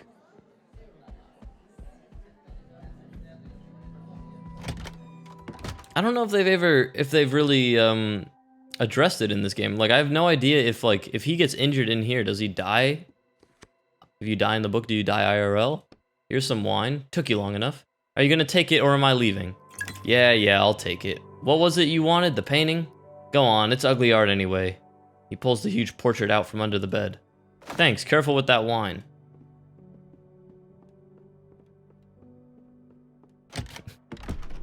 It's fine. He can have a little drink as a treat.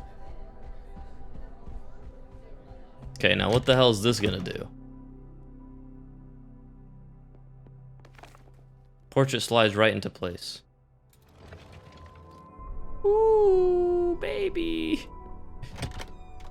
I love secrets. You suddenly stop dead. Oh no, it's more undead. Undead. Quiet, don't make any noise. They haven't noticed us yet. No,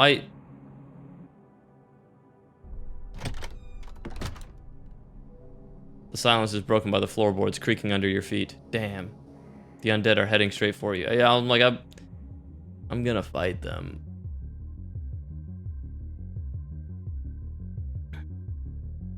Okay, let's shield. 3 is better than 5, or however many we fought last time. Let's see, is there gonna be an opening at some point here? We'll shield one more time. It doesn't look like there's gonna be an opening though.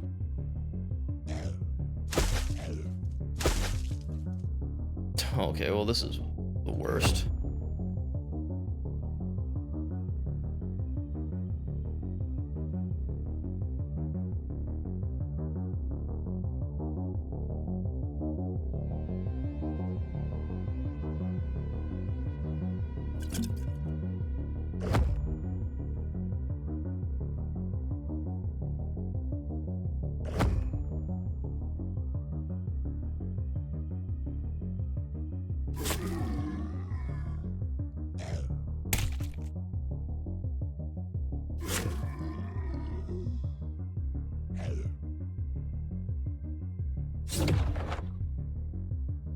These undead,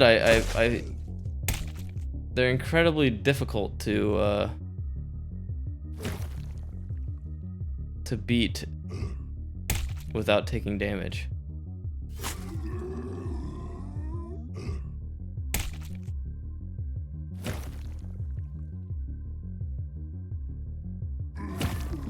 There's like no downtime in there's like no overlap where you have like a good idle option.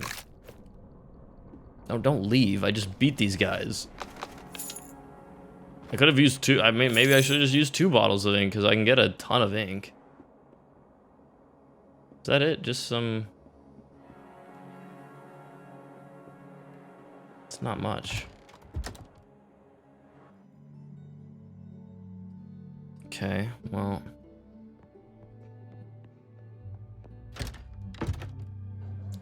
Well.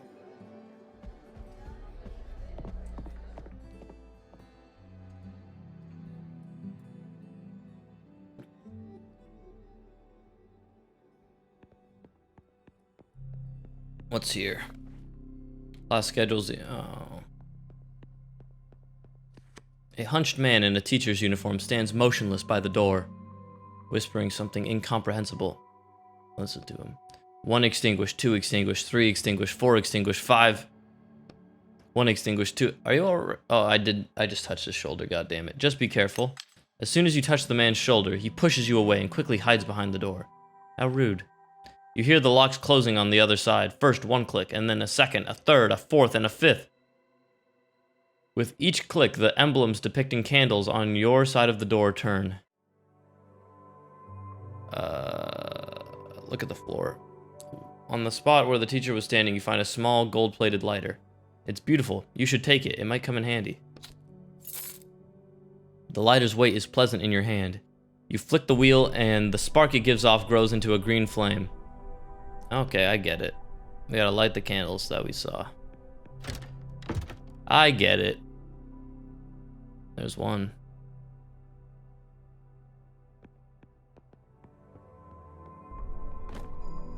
Don't mind if I do. Hello. The wizard glances up at you quickly. Are you a teacher here? I teach the first years of the sign alphabet, and I conduct my own research in my free time. What's that you have there? You point at the strange device on his desk. It's just an ordinary astral linograph. We use them to decipher the signs. Are you trying to discover new signs since the old ones are being shattered? It's more like I'm trying to combine them. Combine them? You see, it seems the wizard has been wanting to share his discoveries with someone for a long time. The signs are on the barrier, and I insist it be called a barrier, not a wall, because the primary functions of these structures are protecting the world inside from the destructive force outside. Destructive force? Some kind of creature or being is trying to break down the barrier of symbols and supposedly bring an end to all life inside. All 9 planets will perish, including our own. Okay. So, I believe that all the symbols on the barrier are a kind of message, and it may be an answer to how we can stop the destruction. Our goal is to decipher this message and not just use its power letter by letter as we are used to doing.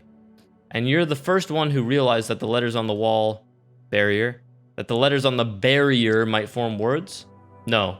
There was also Cornelius, but I think most wizards are too busy studying what the symbols can give us right now in the moment. Long-term effects and tasks have always just been passed off to the next generation.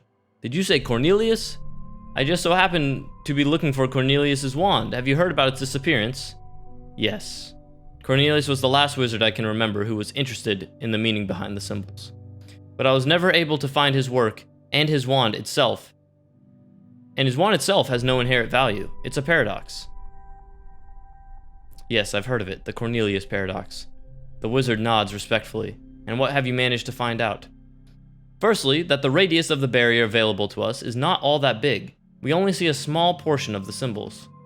The sun alone blocks half our field of vision.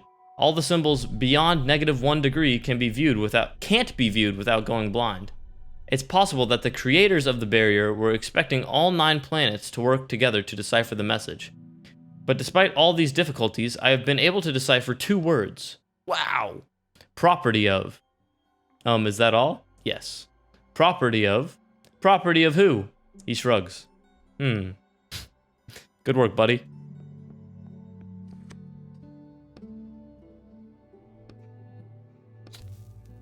You flick the lighter and the candle starts burning with a green flame. Look, I'm not reading all that. We know what this is doing, clearly. Boom, one's lit. Now, if I could remember where all these other ones were. Bam ba ba bam bam bam ba ba bam bam.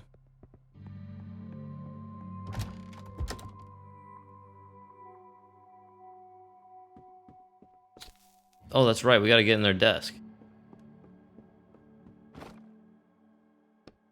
Well, you insert the crowbar into the gap and above the drawer and start pushing down. There's a creaking sound, but the drawer doesn't budge. Push harder. The drawer creaks, and a thin crack appears in it, and then part of the drawer flies off with a crash. Wow, you really smashed it up. But just imagine what kind of treasure will be inside. Yep. Papers in a damn book. Look. Look at all the ink. Look at all the ink, though.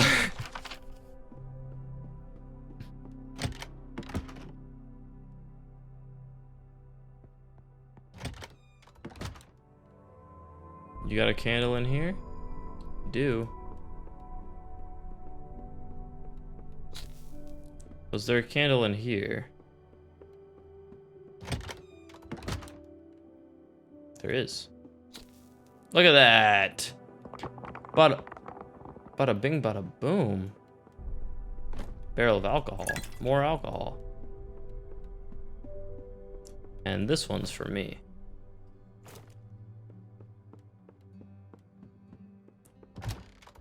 And this one's for me.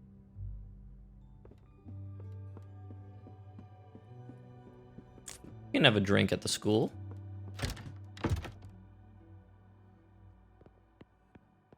All right. I did your little quest. I'm gonna shove all your books off the desk and start looting your room before anything else. Alright, what's up, man? The man is on his knees amidst scattered papers covered in a different variation of the same symbol. That's the healing magic symbol. I knew right away that you were from the Inquisition. Do with me what you will, I no longer care. I tried everything. He sits down heavily on the floor and starts slowly balling up the sheets of paper with scribbled writing all over them. I tried shifting the coordinates of the symbol by the lowest possible degree. That's 3 years in wizard jail. He picks up a new piece of paper. I tried using regeneration magic on the symbol. That was stupid, I admit. I have no idea what I hoped would happen. He balls up the new paper. That's 1 year of community service. Damn it, I even tried to buy a wand with a healing spell inside it, but you can't find them anymore. That's 2 years of hard labor. The man raises his eyes to you, and you see that his face is literally covered in strange, painful-looking cracks. I never saw a disease like that in all my years of practice.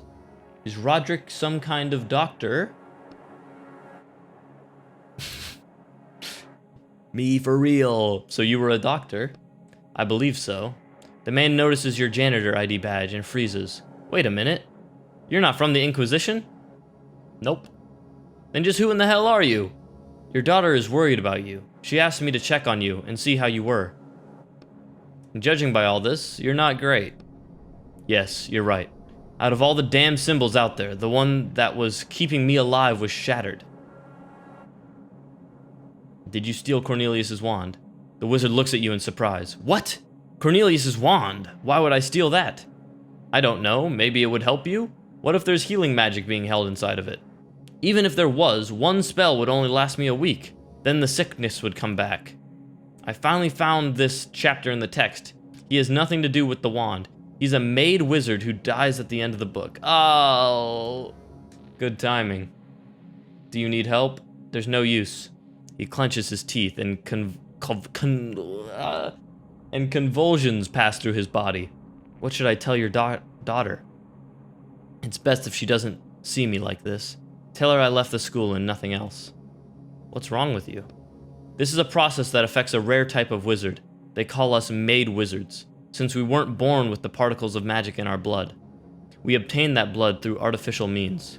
And now my body is rejecting that blood, and there's nothing that can suppress the reaction. Can't you just drain the magic blood back? It's been inside me for 37 years. I can't get rid of it that easily. My whole body is infused with magic. And now, I'm going to pay for that. Try to cure him? Are you sure? It won't be easy, even with ink. I'll try. The wizard sits down on the floor, eyes closed. You slowly approach him and sit down next to him. Give him some of my blood. I'm not sure anything useful will happen with these shackles on me. I can't... A drop of your blood falls onto the wizard's hands. What the? The wizard pulls his hand back sharply. Don't move, let me finish. Rewrite his illness. You concentrate, and a stream of ink jumps from your fingers onto the teacher's hands, where it is instantly absorbed. Suddenly, the shackles around your wrist give off a burning coldness. What kind of magic is this? There's still not enough, he needs more. Are you sure you'll be alright? I hope so. Hold on. Hold on, stop for a second. I can't go on, I'm sorry. I understand. No, I need to... The thing is, I need to be, like, full up.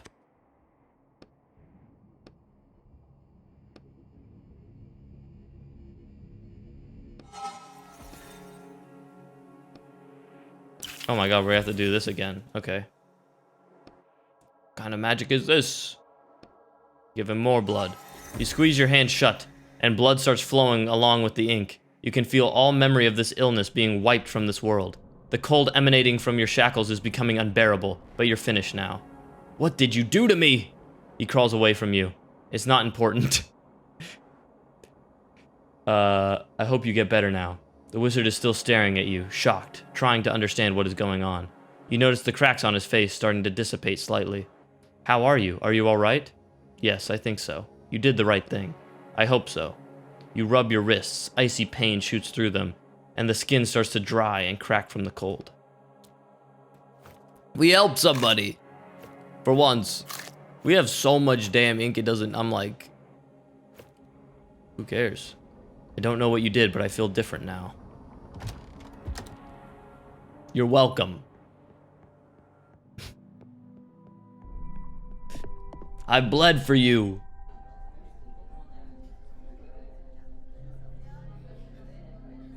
I'm actually now like, I'm like, what the hell do I do now? Oh, you know what? I bet this girl stole the wand because she wants to save her dad.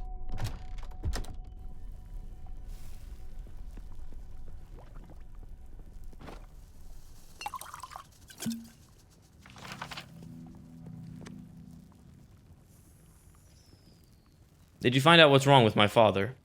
I found him and he's gonna be fine. Where is he? The door with the candle emblems on it. He's in there. Alright, I'll go see him. And what do you mean he'll be fine? Was he in danger? Some minor health problems, but he took care of them. Alright, I'll ask him for the details myself. This is for you. Thanks for your help. Glad I could help. A single plant. Thanks?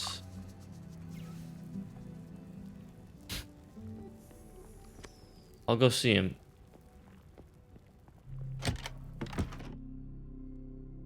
Okay. So...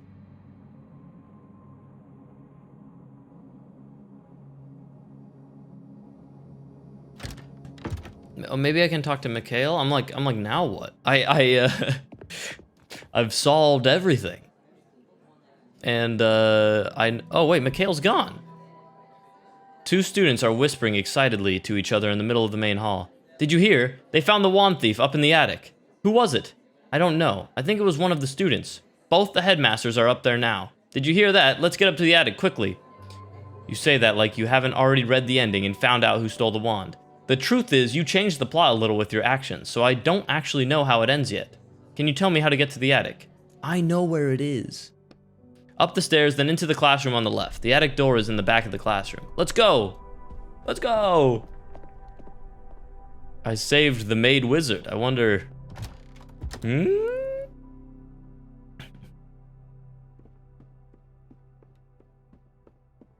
Interesting, interesting. What did my actions do? I'm looking for loot. It's definitely like... Oh, that's not Mikhail, though. Well, I don't think it is. Mikhail wasn't wearing a hat.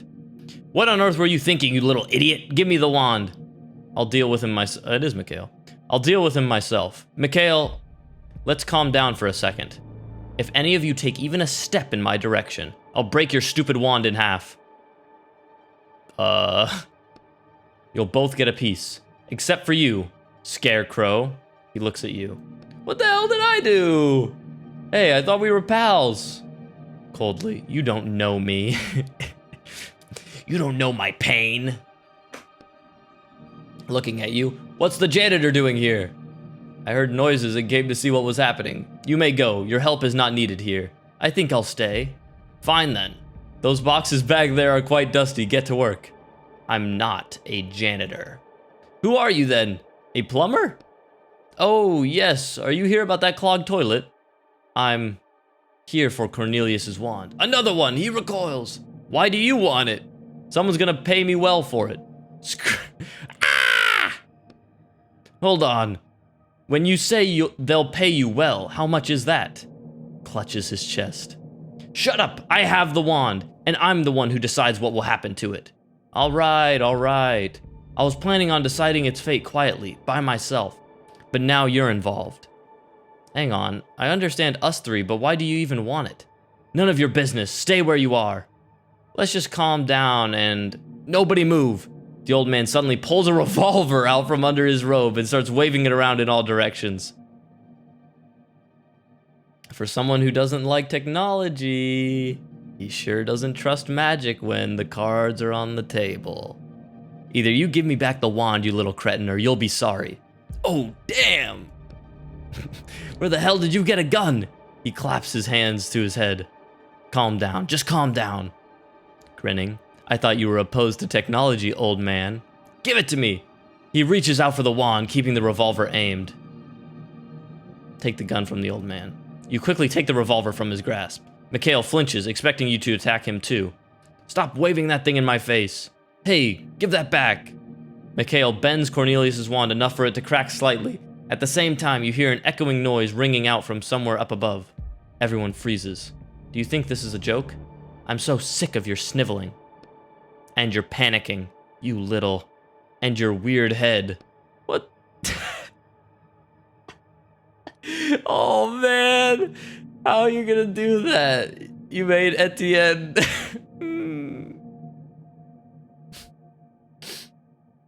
You made Etienne emote. There's no more magic. We all realized that long ago. So stop clinging to the illusion that it's still around. I know why you care about this wand so much, old man. But it's time to move on. Stop being indecisive. He looks at the new headmaster. Stop living in the past. He looks at the old headmaster. And stop lying. He looks at you. Any last words from you three? He smirks. You're going to regret this. Who do you think you are, you brat? Mikhail turns his gaze to the new headmaster. I understand how you feel, and I also want to move forward. But can't we find a way that doesn't involve breaking wands? I don't know what to do. Let me quick save. He only smirks in response, then turns to you. My phone is dying with rapid speed. What is happening? Is it because it's so hot? It's probably because it's so damn hot. Give me a second. I need to plug this in somewhere.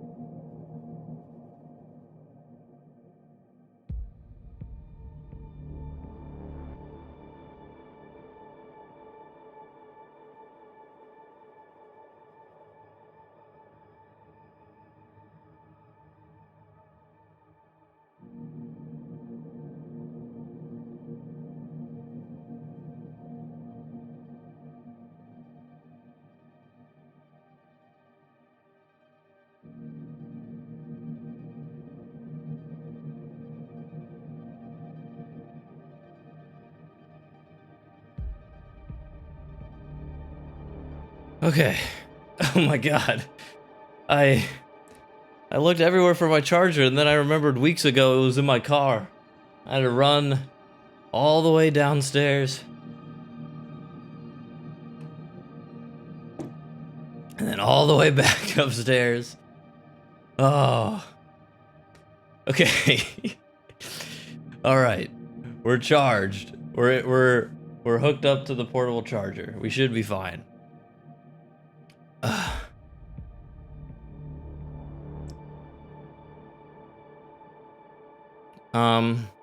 Okay, I'm like blinded. It's so bright outside compared to my apartment. What were we doing here? I still, like, there's too many choices. He doesn't like either of these guys. Which, in my head, crosses out these two.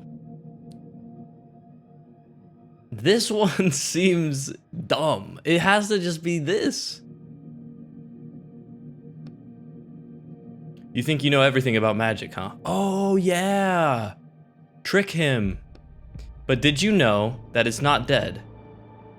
You grab the old man's wand from his belt and fill it with ink, trying to summon a fireball from the other end. But instead of fire, the ink just leaks out from the tip of the wand and starts dripping on the floor. Ugh! What the hell was that? I've had enough of this. Time stops. Your eyes fall on Cornelius's wands. First on one, then on the other. They're both falling through the air. Why am I seeing two wands? Slowly it dawns on you. Huh? What are you talking about? The left and right halves of the wand land on the floor at Mikhail's feet. The old man stares at the floor, mouth open, unable to speak. The new headmaster sighs softly. Mikhail looks at his hands where a few slivers of wood still remain. The wand is gone. So does this mean we failed the order? You start to hear a loud rumbling sound from somewhere up above. I don't know. The phone call from before pops into your head. The conversation about how it was absolutely essential that you complete this order successfully. The old man falls to his knees, trying to piece the wand back together. You prod him aside with your foot and pick up what remains of the wand. Give it to me! The old man seems to have gone completely insane. The rumbling sound gets louder. What's happening? He looks at the ceiling. We need to go. The old man starts laughing loudly. The rumbling completely drowns out his laughter. We need to go. What did I change that changed that, though?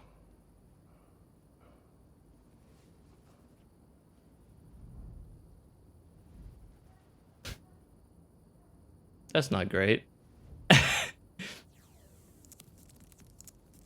Did we just tape it together? Oh, God.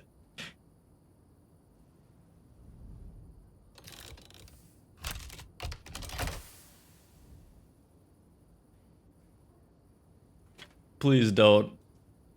Don't game over me.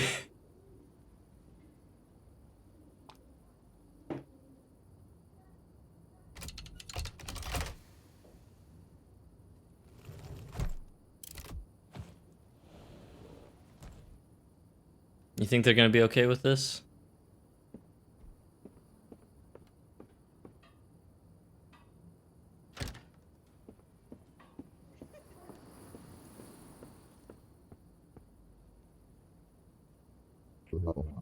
Did you get the item? Kind of. Well, I can explain what happened. You'd better see for yourself.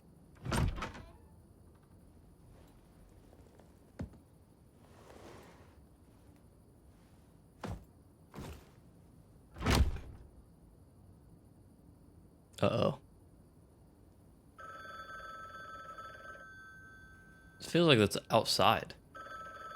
Maybe it's my apartment?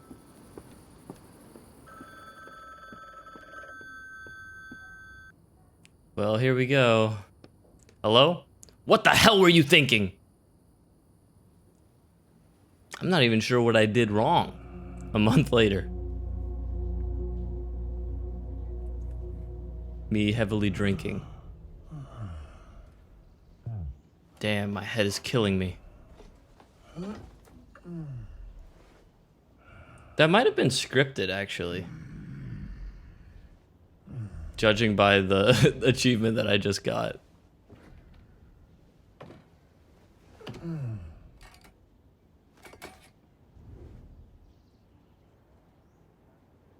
Roderick, my old friend. Looks like I lost a lot of that stuff I gained. Hello? Leave me alone already. Hi, I heard you were having some problems with the client. Oh, it's you, Vince. Nah, nothing too bad. I can try and talk to him again if you want. I don't know. I feel like this work just isn't right for me. Hey, what are you saying? You have to do this and get your shackles removed. Your fans need you. I know, I'm just not sure this is the right path. It's bringing me nothing but suffering, and I'm not the only one suffering because of it. You just have to put up with this a little longer. 3 more orders and you're done. Yeah. Hold on, did I ever tell you how many orders I had left? Oh, so there's 6 chapters. Yes, of course, did you forget? Alright. Okay, I'll call him right now. Maybe he'll change his mind. Alright.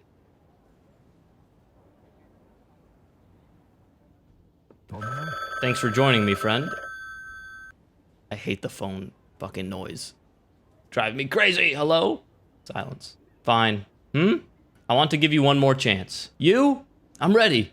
Of course you're ready, you absolute moron. You're always ready. This is your first screw-up, and I usually don't give anyone a second chance. I still haven't gotten over your mishap with the wand, but I think we can come to a compromise. A compromise? It's not an easy job, and several of my guys ran into trouble there. I had to pull them out. They're not expendable, but you'd be perfect for this job. Come on. Judging by what you do in your spare time, you don't have much of a choice. So get going. The order is at your door. Just try not to die. How do you know what I do in my spare time? Fine. Bing bong. Drain more ink or increase damage. Increase damage, honestly.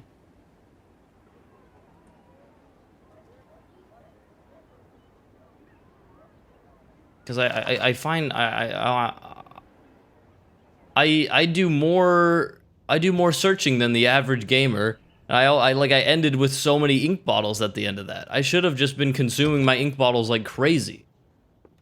Then I could have fought all those. This is not the time to take a shower. I could have won all those fights without taking damage if I was just using boot mode.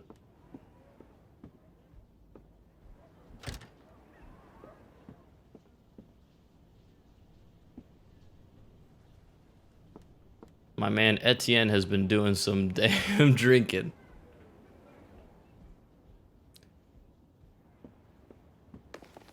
Carl Martin is selling his share in the independent publishing agency Harmony and investing in a large share of Morok Publishing Agency.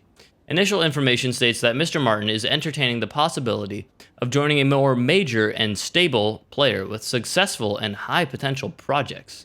It was reported that the entrepreneur met with the Morok board of directors today. Good for him.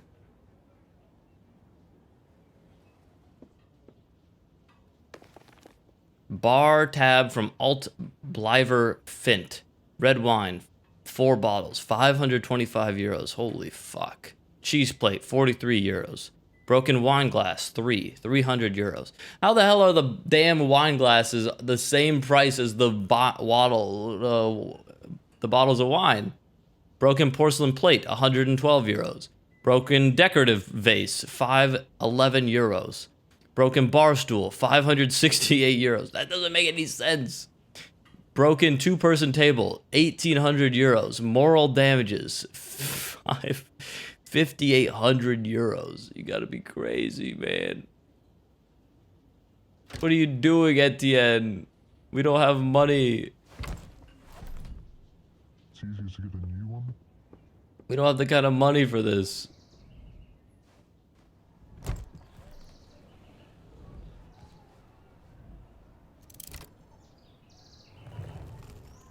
Black River.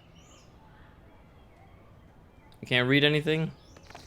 A strange note. The contractor agrees to infiltrate Black River drifters by Elena von Belro and extract an item, the sword Excalibur. We're gonna pull the sword from the stone, baby. The client agrees to pay the negotiated sum upon fulfillment of the contract. An excerpt from a review.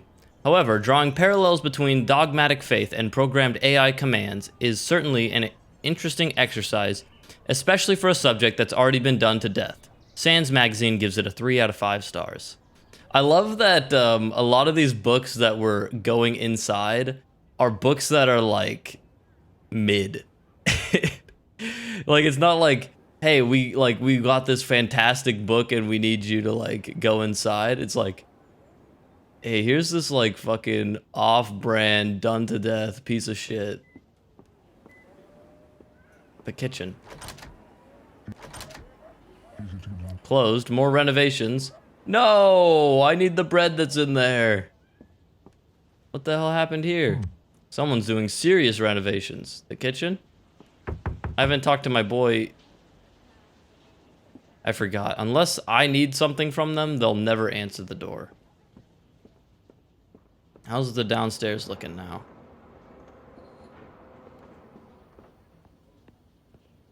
Interesting.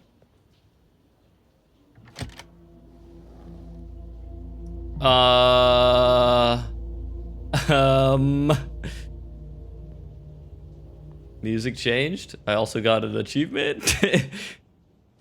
The bathroom is boarded up. He was writing something. I wonder if I can just jump into his writing. So that's what happens to writers once they work off their sentence.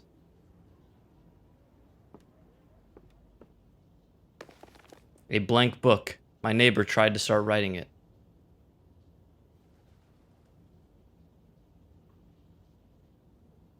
Is he dead?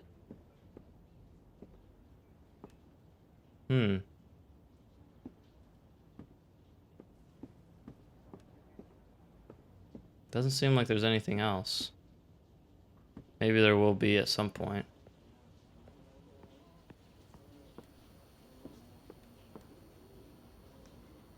We've already taken basically everything out of here, so I think we grab this hose next time.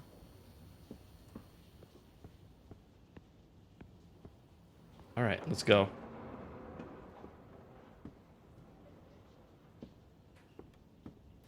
The theft and reuse might be more noticeable if the books were by highly acclaimed stories. That's the thing, though. Like, cause isn't it?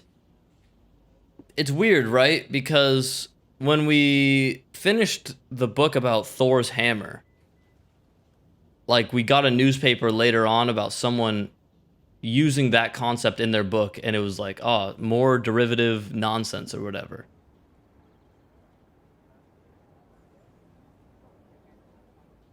Actually, I'm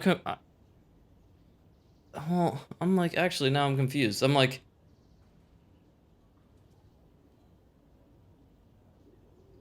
how are we able to take these things out of the book? Because they stated that you can't take things out of the books. Right? Because did they like give us something?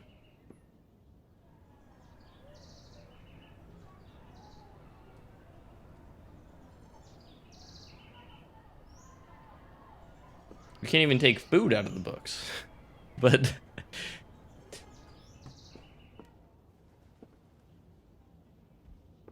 it is weird because it seems the other thing is it seems like some like weirdly like writers in this world are like literally able to create like these areas, like they're creating like universes, because it seems that when you steal something out of the book, it steals it out of all of the books. Degrade, disintegrate after some time. Oh, maybe that's what this is.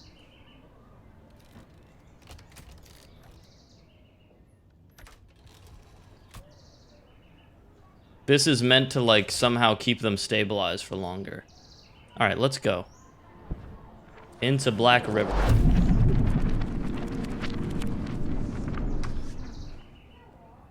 Yeah.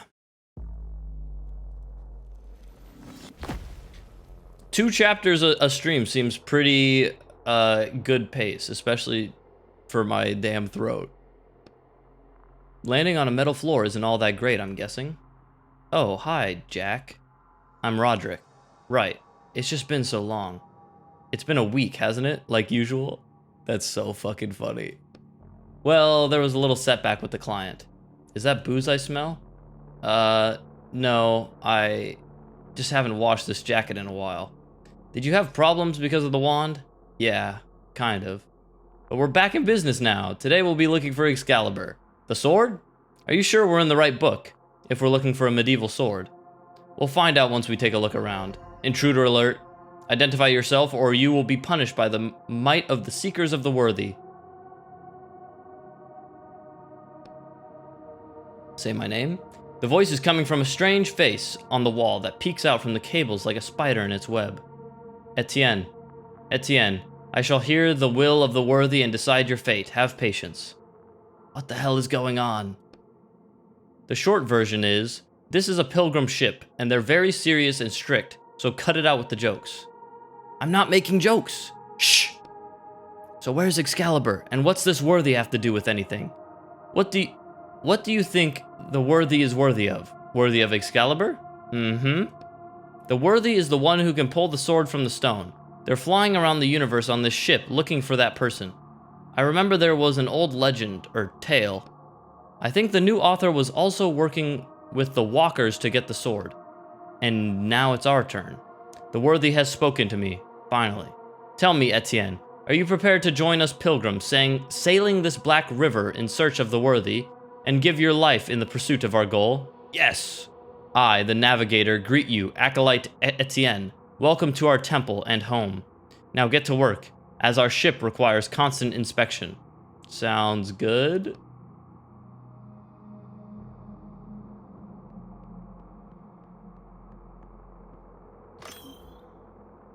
I don't really know what to ask you right now.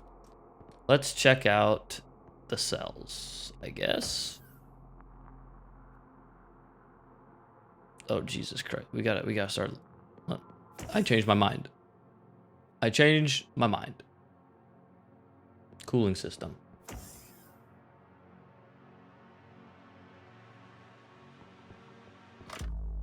Oh, baby.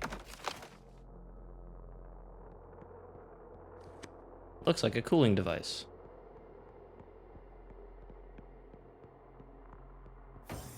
Just keep on moving.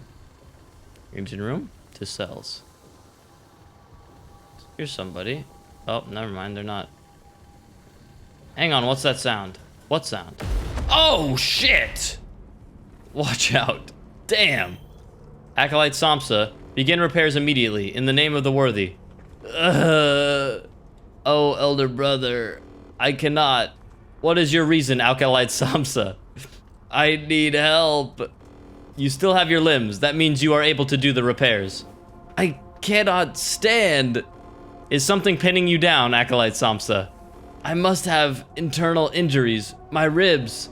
I understand. You have lost faith in the worthy. May you not fear the disillusioned on your path. Remove them from your brotherhood. No, I cannot. My ribs. We'll help him.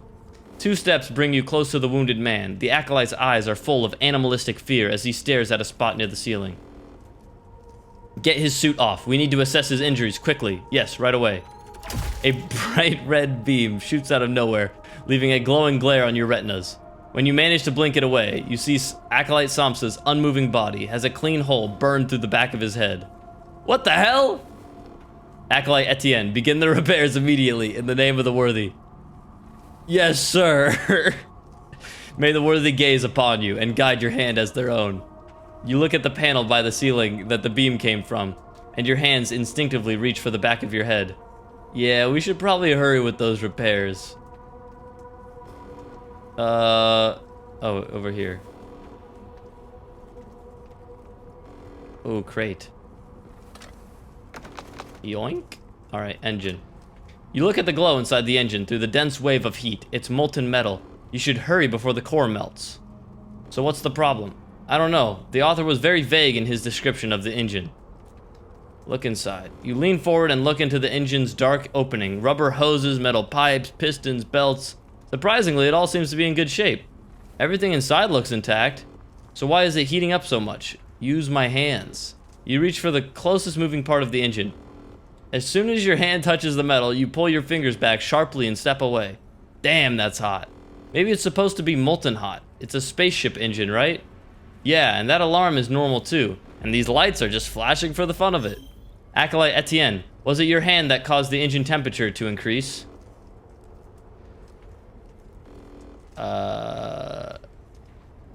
No, in the name of the worthy. It seems that the cooling system is out of order. Follow the lower hallway to the cooling center and try to determine the problem. It will be done. Yes, sir. To the cooling chambers. I definitely know how to fix a spaceship engine. Yeah, the cooling system's on fire. Hot steam is escaping from the broken pipe. Examine. The pipe is broken and the water is turned on. What do we do? Pipe is broken, water is turned on. Close the water valve. It's shut. The pipe is broken. Disconnect the broken pipe. Disconnect. It cools down fairly quickly and you put it in your coat pocket. You'll have to replace it with a new one. That's obvious. Alright, I need a pipe.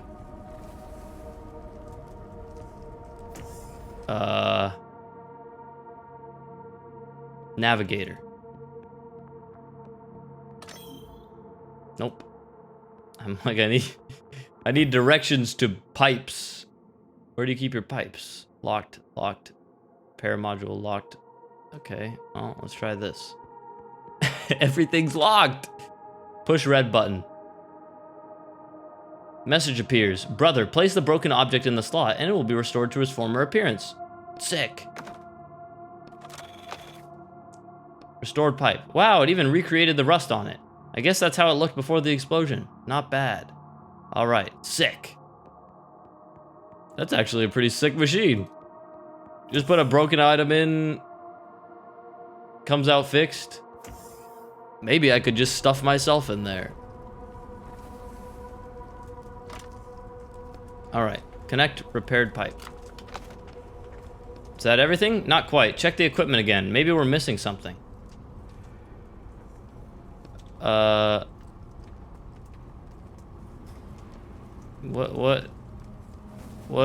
are we missing? Water's flowing. It worked. Let's go take another look at the engine. Oh, well, why did he say that? Nothing was missing. Okay, well, engine doesn't seem to be working well. Well, I mean, this is on fire. Cooling system is steadily pumping the ice mixture through the pipes. The engine isn't radiating heat like before. You can even touch the outer panels with your bare hand. We fixed the cooling system, but it looks like that wasn't enough. Call the navigator. In the name of the worthy, I ask you to start the engine. It is not me. To me, you should direct your prayers, Acolyte Etienne, but to the worthy, I am just their servant. Worthy, I pray, start the engine. You clearly have not managed to learn the holy litanies yet, so I will help you, newcomer.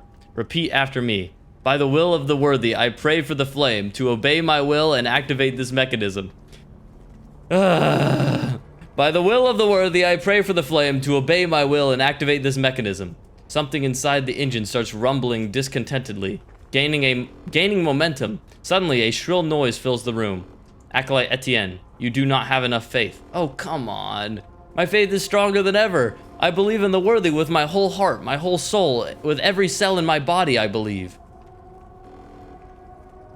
Suddenly, a compartment opens on the side of the engine, and with a soft hiss in the cloud of white steam, an empty compartment designed to hold a cylindrical flask appears. I speak of something else. Place a full vessel of faith in the compartment so that our temple may continue its journey. Is that some kind of fuel? Faith? Yeah, it's something like fuel around here. Let's go look around. Maybe we can find somewhere to siphon some of this faith. Probably from backup engine. Or maybe let's just try that first, I guess. Okay. We can go to the repair module and synthesize some faith, maybe? I need some liquid faith. I need a... Push synthesis. Synthesize. It's the workbench. Of course. Space multi-tool.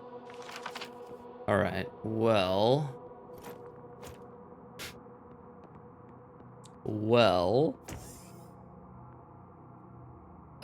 maybe we can take the elevator somewhere, I guess. We must finish repairing the engine. I need to talk to you about this damn engine. Can I see Excalibur? We cannot even discuss the sacred sword on the lower level of the ship. It is the most unholy part of our vessel. So how do I get up higher? It's simple. You will ascend once you prove you are worthy. Okay. I need to find something to siphon faith off of. Maybe the cooling system is the only other thing I can interact with. Cooling system is active. What the hell? Where do I get faith? Dead engineer, maybe he has faith. Poor guy. You examine the body, trying to avoid looking at the head wound. You don't notice anything of interest. There's something in his hand. Huh? You unclench the dead man's hand and see an electronic access card. Unfortunately, the explosion damaged it too. You take the still warm, partially melted I get it. We gotta repair the access card and then we can open all these other cells.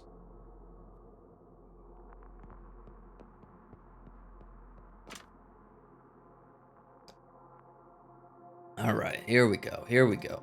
Nope. Access card for slot A. We'll go there when we have time. We'll go there now.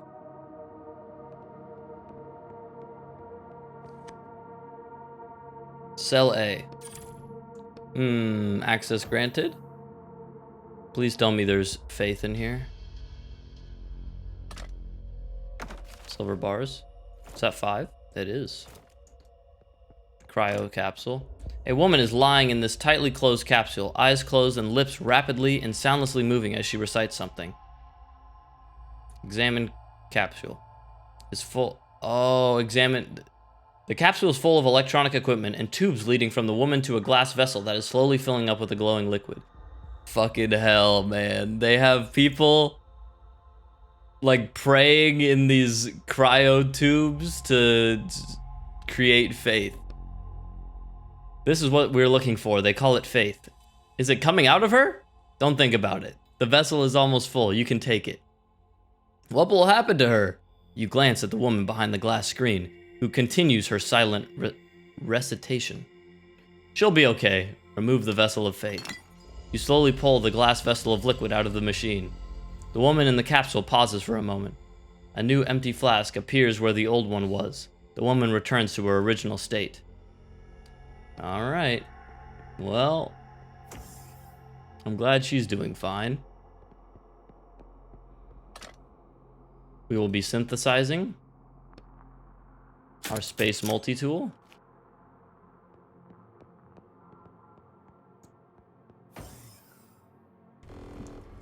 Okay.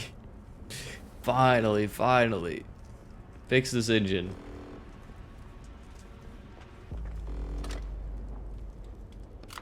The flask fits perfectly in the compartment.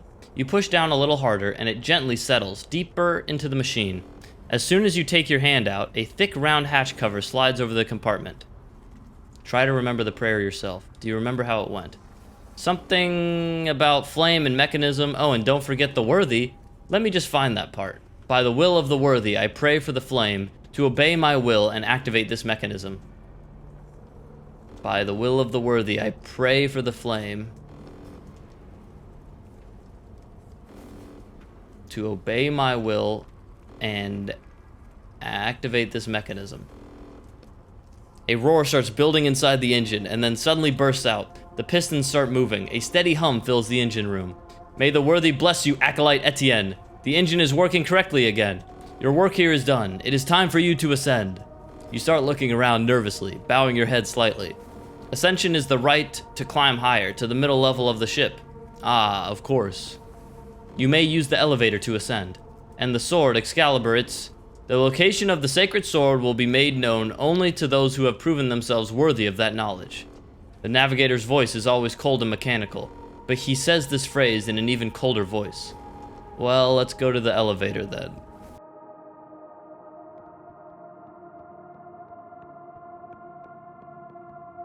The sword in the metal.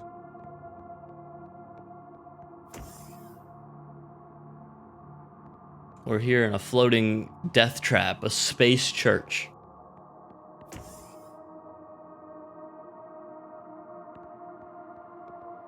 I'm just not a space fan. Do you wish to ascend to the middle level, brother? I do. I mean, the religious motifs combined are kind of interesting. I can't deny that. Welcome to Earth, brother. Earth? You look around. We call the lower decks hell, the middle deck earth, and the upper decks heaven? Correct, brother. I see you have already studied our scriptures. If the will of knowledge guides you, visit the library on this floor. Okay. And is Excalibur there on the top floor? Every acolyte who ascends from hell must first serve 5 human years on Earth before they will be permitted to touch the sword. What? Only after 5 years have passed can an acolyte grasp the highest sacred truth, and then the worthy will permit them to ascend to heaven and touch the sword. Begin your service. Your 5-year countdown has begun. Man. So what am I supposed to do? How should I serve? Study truths, inspect the machinery, and help your brothers. Only routine will guide you to the gradual understanding of the truth. We should look around and figure out a better plan than mopping floors for 5 years. Agreed? Fire extinguisher. Just in case. Access card seems good. Access card B. We will be going back to hell.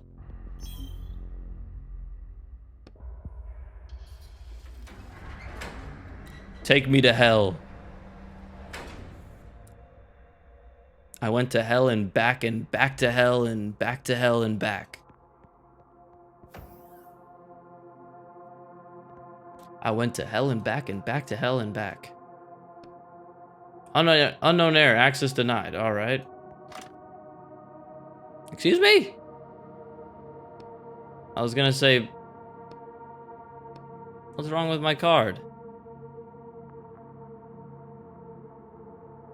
Emblem shows a sword stuck through a circle. Well, it's gotta be that one. Son of a bitch. I couldn't even put it in the repair module. I went to hell and back to hell and back. I went to hell and... I gotta stop. It's stuck in my head though. Lion. Library, cabins, round table. Let's go to the library. Take me.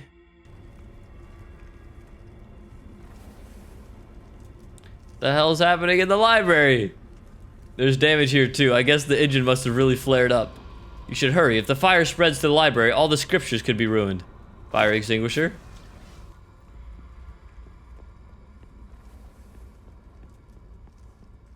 Okay, well, Hey! Hatch won't open. Capsule is stuck, but you see a twisted chunk of metal keeping it from opening. If only you had a multi-tool. You find something on the multi-tool that kind of looks like a screwdriver, and you use it as a lever to move the piece of metal. Lift capsule.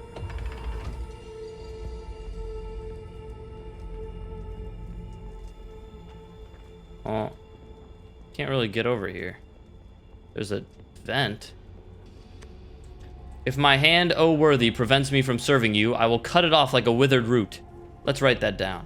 I'll call it the sacrifice prayer. Are you sure you won't get them mixed up with such strange names?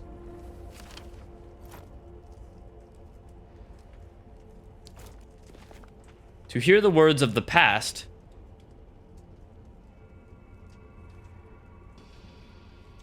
To hear the words of the past, recite the voice prayer. To lower the righteous sword, recite the sacrifice prayer. To alter the electric river's current, recite the spirit prayer. Sure, that will help me.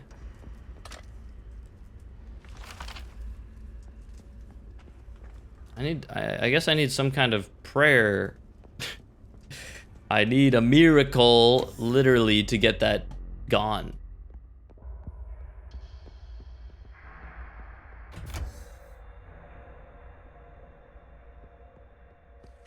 Another slot for faith. I thought they only needed it on the lower level. Faith is what moves our ship forward. Without it, the search for the worthy would be impossible. It is needed on each deck of the ship, as well as in each stage of our lives. We'll probably find some more somewhere else, I'm guessing. Oh, you know what? You can see it. This is... Only the restroom is open. An access card. Is there anything wrong with this one? Only 2 of the toilet. Oh, I see. Maybe that's what it was. I did use the fire extinguisher. I see. I didn't realize the fire extinguisher could only put out 1 fire. A prayer is carved into the wall in Gothic script. May strength fill the part of my body that you require most of all, O worthy.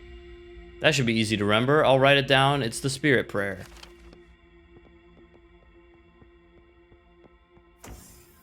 I'm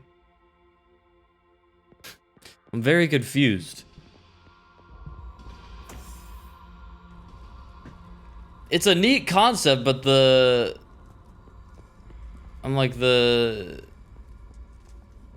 this zone seems so lifeless compared to the other books that we entered. Okay, let's go to the round table room. I thought the fire extinguisher for sure was the answer. Oh, nope, I see. I get it. Put out the... Woo! The man inside shows no signs of life, just like the equipment surrounding the capsule. The flask of faith was filled up before the fire and is almost unscathed. You take it from the compartment. It really is a miracle that it's intact. Round table. Does one of them happen to be... No, these swords belong to the ship's crew. Excalibur isn't here. It's supposed to be sticking out of a stone, remember? Oh, right. This guy has one and this guy has a flask? The youngest crew member you've seen so far is writhing in pain inside the chamber. The panel showing his vitals is blinking red, as is the panel showing the temperature inside the capsule. Looks like I need ice. Not sure where I'm gonna get that. There's an old man inside the capsule. His whole body is shaking and his hands are grasping the chest of his suit as though he's trying to rip it apart. There's a phrase flashing on the panel. Heart failure, stabilizer, injection required. His flask of faith is filled to the brim. What kind of monster are you? The guy inside is clearly dying and you're only interested in the flask? I was just gonna get him the stabilizer after. Alright, I just wanted to check it. Let's go find his medicine. Come on. I was gonna get it. There's no... I was gonna get it, obviously. Why? He only thinks bad of me. Infirmary. The thing is, I need a flask of faith.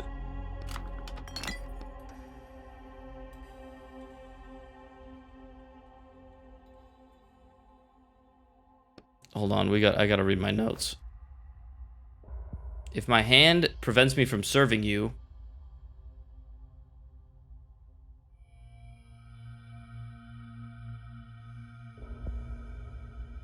May strength fill a part of my body that you require. Okay, so... I think this is for... the kitchen. So, hoping this is the infirmary. Icy steam sprays you from an opening in the floor. Incorrect! Come on! You must say a prayer. Spirit prayer. The worthy has heard your prayer. I will give you their answer soon. So the worthy only talks to you. Why can't I hear the answer straight from them? You asked the wrong questions, Acolyte. You must ask why you are not yet worthy of a direct conversation with the worthy. Worthy of the worthy. Does the author know what a tautology is? In any case, I specifically was created in the supposed image of the worthy, and therefore I received signals from them. You were created? I thought you were human. The worthy has declared their will. You may activate the device. Indicators and messages are starting to light up. Thank you, O worthy. You rub your hands together. We need the infirmary. The infirmary compartment is not receiving the required amount of energy. No access. We need to reduce the ship's energy consumption. Let's go figure out how we can do that. What? I need to... What do you mean? I just brought you a full flask. Okay, can I open the armory? Alright. Well. Might as well go in here.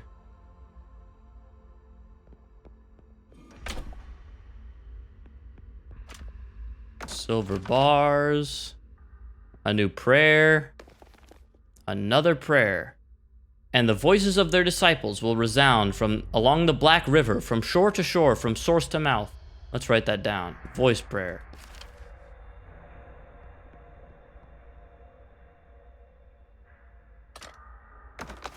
More loot. More loot.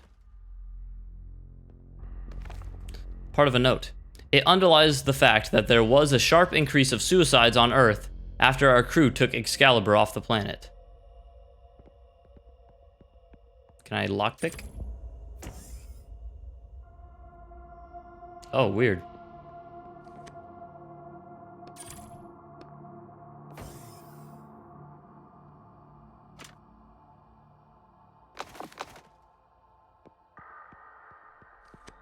It's completely empty. I don't think anyone's lived here for a while. Alright.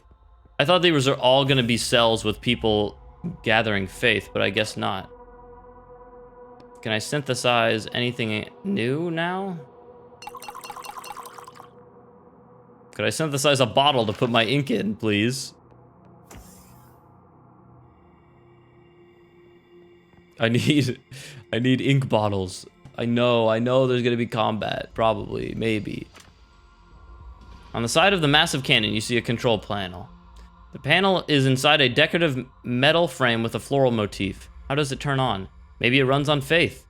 You look under the panel and see a familiar empty compartment designed to fit a flask of faith. What am I gonna do with that, though?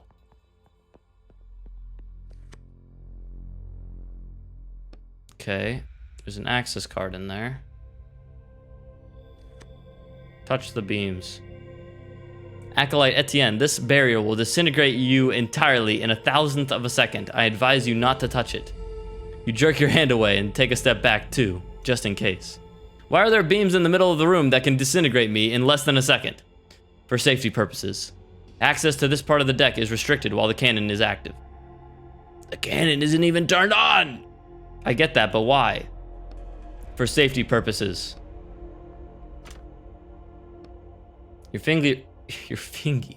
Your finger slowly reaches towards the velvety black surface of the control panel screen. Are you sure that's a good idea? I need to turn this thing off. The tip of your finger slides across the screen. For the first second, it seems like nothing is happening. But in the next second, a substantial static shock runs through your finger. Ah! As soon as you pull your finger away, a message appears on the screen. Insufficient faith. Okay, well, that's gonna be a dead end for now. Try to open up the kitchen. Okay, so I can open up everywhere except the place I want to go. Quite wonderful. Look at all that food. AKA stale bread and apples. A bottle! See a huge metal door frozen shut at floor level. That looks like a freezer. You pull on the cold handle with all your strength. No results. Yeah, that's not gonna work. Maybe there's a knife somewhere in the kitchen? A knife? Are you joking? You'd need a sledgehammer and a chisel to break this ice. Or an ice pick. Sure, there must be an ice pick around here, right? For all that space ice climbing they do. It doesn't have to be an actual ice pick, but there must be some kind of similar tool here. I don't see anything in the text. Maybe you should ask your neighbor. I think my neighbors all hate me now, but I'll try. I knew it was gonna be the neighbors. I knew it.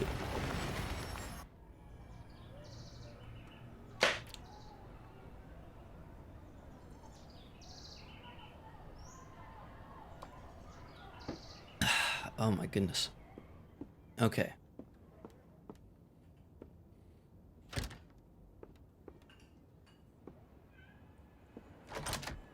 Easy to get in. Jibby-jiboo. Who's there? It's Etienne. Who? Etienne, your neighbor! I see. I'm looking for a pickaxe. Do you happen to have one? A pickaxe? What the hell is going on in your apartment? Renovations? More renovations? And where's my sledgehammer anyway? And my shovel. Oh shit, it was his shovel. They're fine. I'm knocking down a wall and your sledgehammer got stuck in it. I borrowed your shovel to dig it out, but now the shovel got stuck. I think a pickaxe is just what I need to fix this. What an idiot. Let me go look. Here, just remember to bring it back. Thank you. I seem to have got your sledgehammer and your shovel both stuck in my wall. Could you... And now, the pickaxe got stuck in there too. Do you happen to have a pile driver?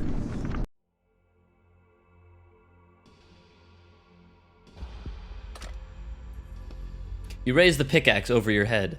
Here goes. Time to break the ice. All I need is ice. Ice is broken into tiny pieces. There's nothing useful inside.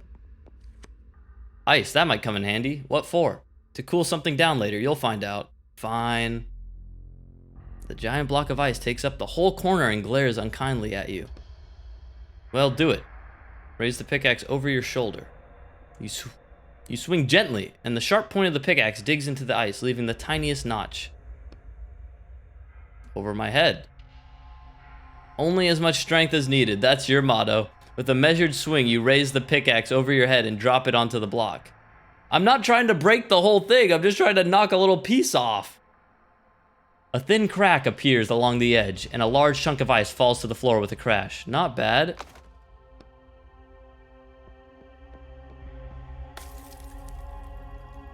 All you find inside is frozen food. Alright, well, I broke a bunch of ice. Oh, I guess that's what happens. I bring his stuff into the books, and then I can't actually take them out. I didn't even really think about why we couldn't bring his stuff back. Because you can't bring things back. Duh. Duh.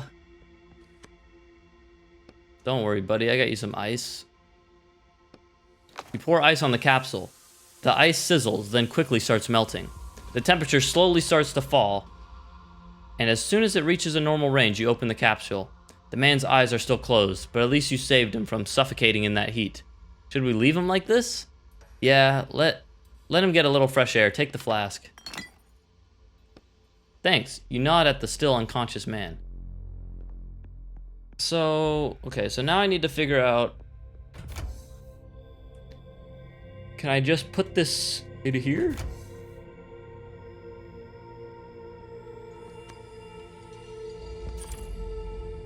That's not what I meant to do, not the restroom. Reduce the ship's energy. These are the energy usage statistics. It looks like the navigator requires almost 70% of the total energy. Needing him so much is forcing them to fly slower than they had originally planned. I guess he's just that important. No, we're gonna turn that motherfucker off. We don't need the navigator anymore. Where's the ship headed? We are exploring the vast reaches of the Black River in search of the worthy. Do you have any clues about where they might be? The sacred sword will lead us to them. When we find the worthy, they will draw the sacred sword from the stone and guide our people to a brighter future. So the worthy could be anyone, even me. Let me try and pull the sword out. I know I'm the worthy you're looking for. First, you must prove you are worthy of attempting to prove that you are worthy. Study truths, inspect the machinery, and help your brothers. Yeah, you said that before. Bro, I need you to turn off. I know, you're... Is it the armory? I was like, I totally forgot where the cannon was.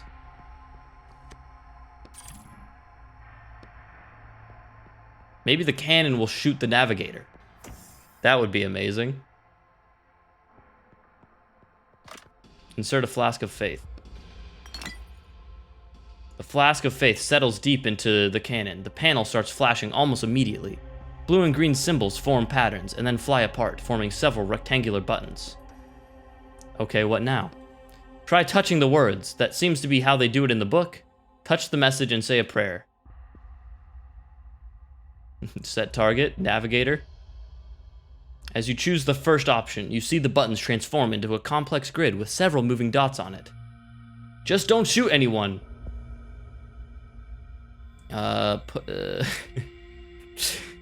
Touch one of the dots on the screen. Beep. Bang. Acolyte Etienne. Have the unfaithful been eliminated? Yes, sir, they have. They have, for the glory of the worthy. You peer out the window trying to see what you hit. For the glory of the worthy. Hold on, so those dots, are they ships? Planets? Did I destroy an entire planet? No, they're asteroids. Apparently the system can't tell different bodies apart from each other and considers anything moving in space to be a threat. That's good. Push a button. You can only find one button and quickly push it. Dots start to move across the screen, forming a list. It looks like this is a weapon for punishing the unworthy. The list of previous targets is pretty extensive. Yeah, the descriptions aren't great, though. Race of infidels with scales, race of infidels with tentacles. Status check. As you choose the second option, the screen goes black for a moment, then a chart appears on it. This cannon uses more than 20% of all the ship's energy. That's why we're gonna turn it off. What's that number mean? The weapon's firepower. If it's to be believed, this weapon can destroy planets. A shiver runs through your body. We should turn it off quickly. We need energy. As you choose the third option, you see a huge message that covers the whole screen. Prayer required. Which one should I say? It's hard to tell. Look for something about the weapon or energy. I'm gonna say... Sing a prayer. Spirit prayer? Nope, that's not the one I meant. I meant... A charge of blue energy rushes towards you. You try to dodge it, but it hits your body. You seize up in pain. I won't be able to take much more of this. Well, there aren't that many options left. Hold on.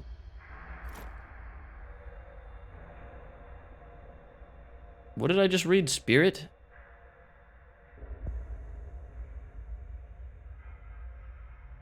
I don't think it's voice. It's believer. Or... No. It's sacrifice. If my hand, O worthy, prevents me from serving you, I will cut it off like a withered root. You hear a hiss, and the control panel goes dark. The cannon has been deactivated. See, it wasn't that hard. Yeah. Whatever you say, man. Just give me... What's in the crate? Is it just me, or does it seem like there's something valuable in here? Should I check the text? It'll only take me 10 minutes. I'll do it myself. Multi-tool. You examine the multi-tool, looking for something that will help you, but you accidentally hit something that caused a red laser beam to shoot out from it. Whoa! Blinking, you see that the lock on the container has melted open. How did you do that? What the heck did I push? You try examining the multi-tool from all sides, but you can't find anything that looks like a laser. Fine. Whatever. Who cares? Loot. And this gets me here, finally. Broken. Audio reel. It's jammed. Looks like someone took it. Can't open. Alright, well. To activate the playback device, insert faith. God damn it. Why is it always faith? I'm with you. Look. I don't want to be a hater. This chapter by far is like sleeper compared to the others. There's only one character, it's the navigator. I don't want to help him. Well, there's like, I guess there's a bunch of dudes in sleeper chambers, but...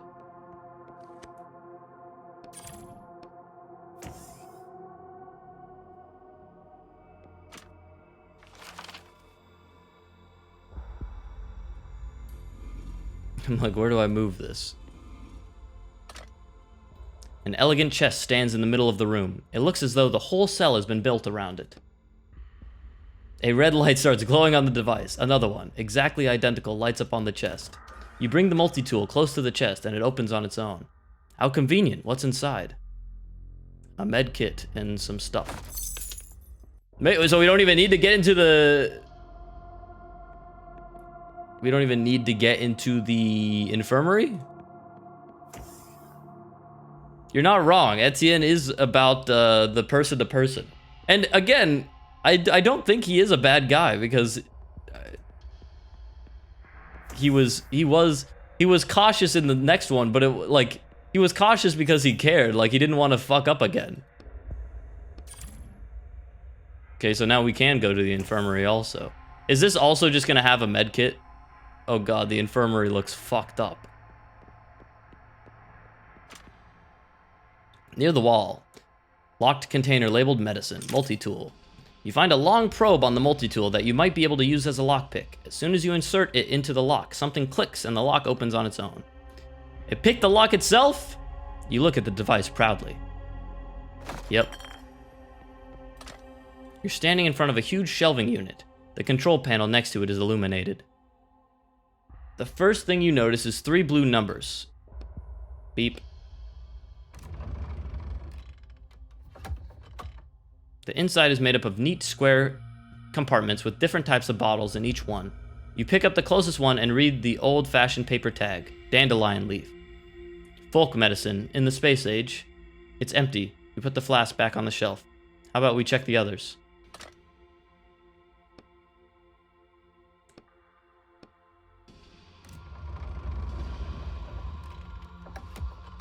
In the middle of the shelf, you see a gilded box with an ornate... Well, I mean, now we see why the book got a 3 out of 5 stars. You see a gilded box with an ornate inscription. Relics of the Great Martyr Rimar. A melted audio reel. Take box. Well, it's okay. We can put it... Sacred Truth. Isn't that what the navigator was talking about to get to the top floor? Open box. I don't think it's a good idea to touch sacred relics on a ship where there's a crazy head that shoots lasers. God, I want that though. Touch the 3rd number. Beep. I think Etienne's a good guy at heart and wants to do good, but I think he struggles with empathy. He's trying. I think that too. It's also hard to say because we don't know what his books that he was writing were about. They were popular, supposedly. And we don't know why he got jailed.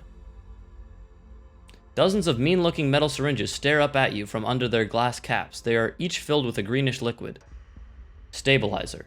I don't know how to inject people. You're lucky I'm a doctor. But actually, I guess you're not that lucky, since I don't have hands. Oh, you remembered something new about yourself? Yeah. Anyway, I feel more content if it was some kind of spray or gel. Looks like you'll have to learn a new skill today. Fantastic. You carefully lift off one of the caps and take a syringe. It cools your skin and fits comfortably in your hand. Let's go back to the old man. Let's go. A medical chair. Yeah, it's an electric chair.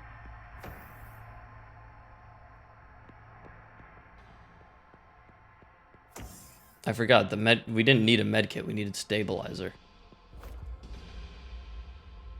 Oh, the med kit heals us crap ton.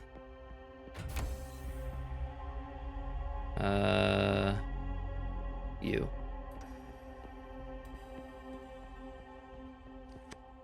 Syringe. You have the syringe and you're all ready to save the old man. Inject him, quickly. I've never done this before. I don't think the needle can pierce the capsule's glass. There's a catheter, there, to the left, under the panel. Just stick the needle in there and push out the medicine. A shiver of relief runs through your body as the medicine disappears into the capsule. The old man's condition starts improving before your very eyes. I'll wait. You cross your arms over your chest and wait. The old man's convulsions gradually stop. His breathing evens out, and his fingers stop tearing at his clothes. Hey, we saved his life! Yep, now I can take the flask and move on? Alright, alright. We did well. Yeah. The thing is, it's hard to say, I'm do these books even, are they just destroyed at the end of this? Destroyed as in...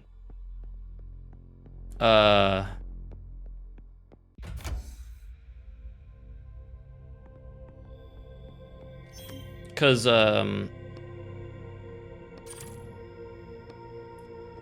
like, are they conceptually, like, ruined after we take out, like, the main concept?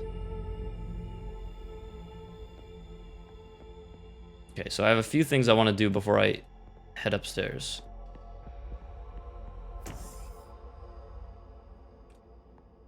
We can, yes, put the damage reel inside. Now we can listen to the prayer in the library. Stories exist but are changed forever. I guess that makes sense.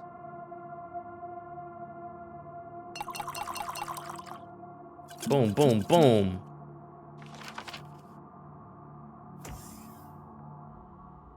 And then we can go into the library and we have 2 audio reels. Give me something interesting, please. I'm begging. The rest of this game has been so good. Oh, that's right, I needed faith. But I have faith. Okay. Oh my god, I don't know what prayer it is.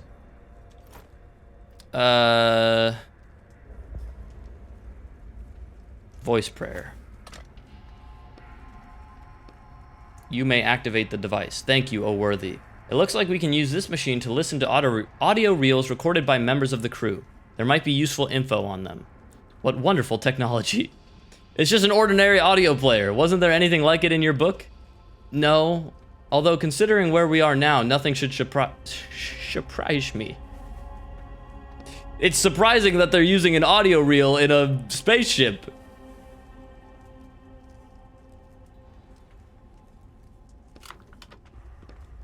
You hear an old woman's voice coming from the crackling speaker. I remember reading an article criticizing our mission, even before we set off. I want to record the author's thoughts before I forget. He wrote about how the sword, which he blasphemously called a hunk of metal, stuck in a stone, led to the idea of dividing us into the worthy and unworthy.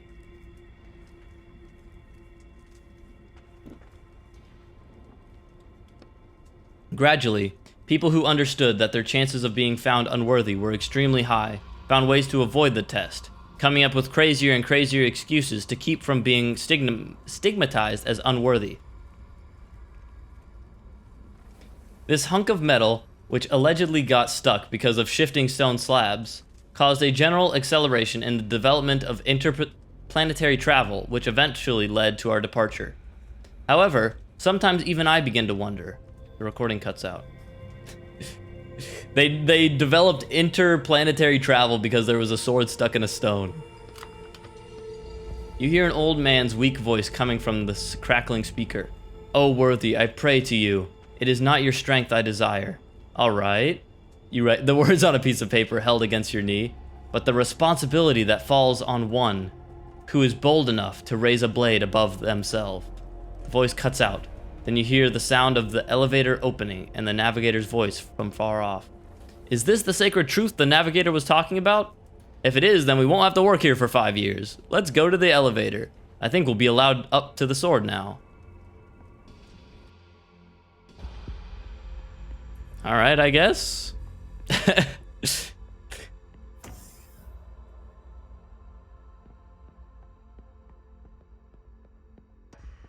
What?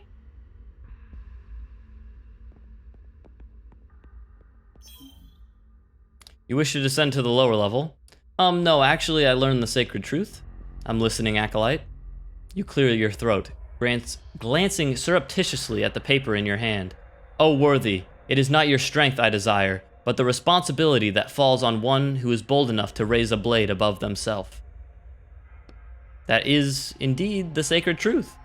It must be understood by those who decide to touch the sword and be declared worthy. I am amazed that you were able to grasp it in such a short time. Well, I am prepared to uplift you. Are you sure you're ready? Nothing left undone here? On second thought, wait a minute. Well, the thing is, so I don't have that second reel, but like...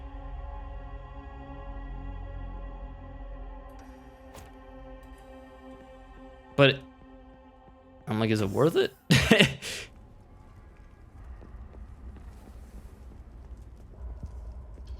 I don't know what else, okay, let's I'm like, really quickly, let's look through. I'm like, I don't really even care about this place. Navigator, do you have a... I really want to see Excalibur. You have not earned the right yet, Acolyte. Has anyone ever earned it? Acolyte Rimar proved his faith in the worthy and rose to heaven, but unfortunately, he is no longer with us. Great. Maybe there's another thing in here. Oh, there is actually. A dead oh, literally. The flask of faith is completely empty. Looks like the crew started to lose faith in their mission. After so many years of fruitless wandering, I'm not surprised. Let's move on. Wait a second, look what he's holding. I'm so glad we found it quickly. We should listen what's on here. Let's check you. Dead. This one's empty. Dead. Okay. We did it. We did it. There is the one thing I've noticed, like, that the creators have done pretty thematically in like all of these books is like this crazy mix of like ancient technology with very advanced or just like modern tech, which I love. Like the very first place, you're like in a dungeon and it turns out the dungeon is just fake. And you're actually in like modern society and they're faking it to people. And then the second dungeon, or the second chapter, it's the second chapter. The second chapter is Thor.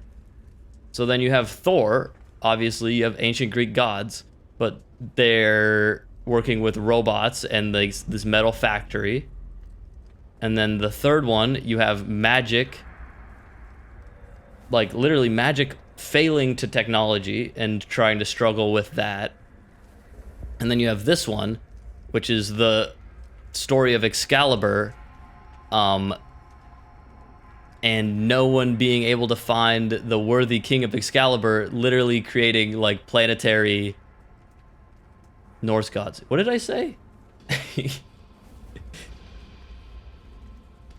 And then you have Excalibur, and they literally created spaceships and interplanetary travel just to find someone to pull out the stone.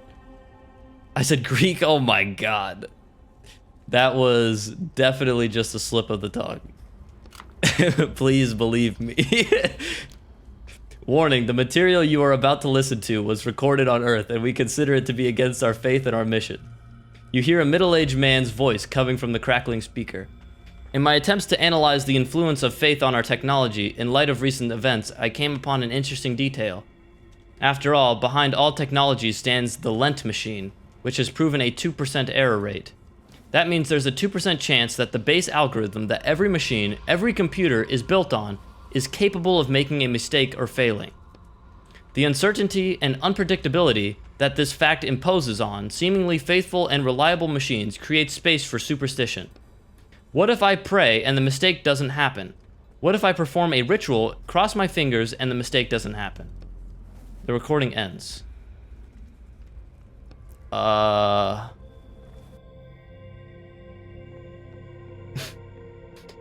don't know what that means. But I believe that maybe I can make some use of that in the future.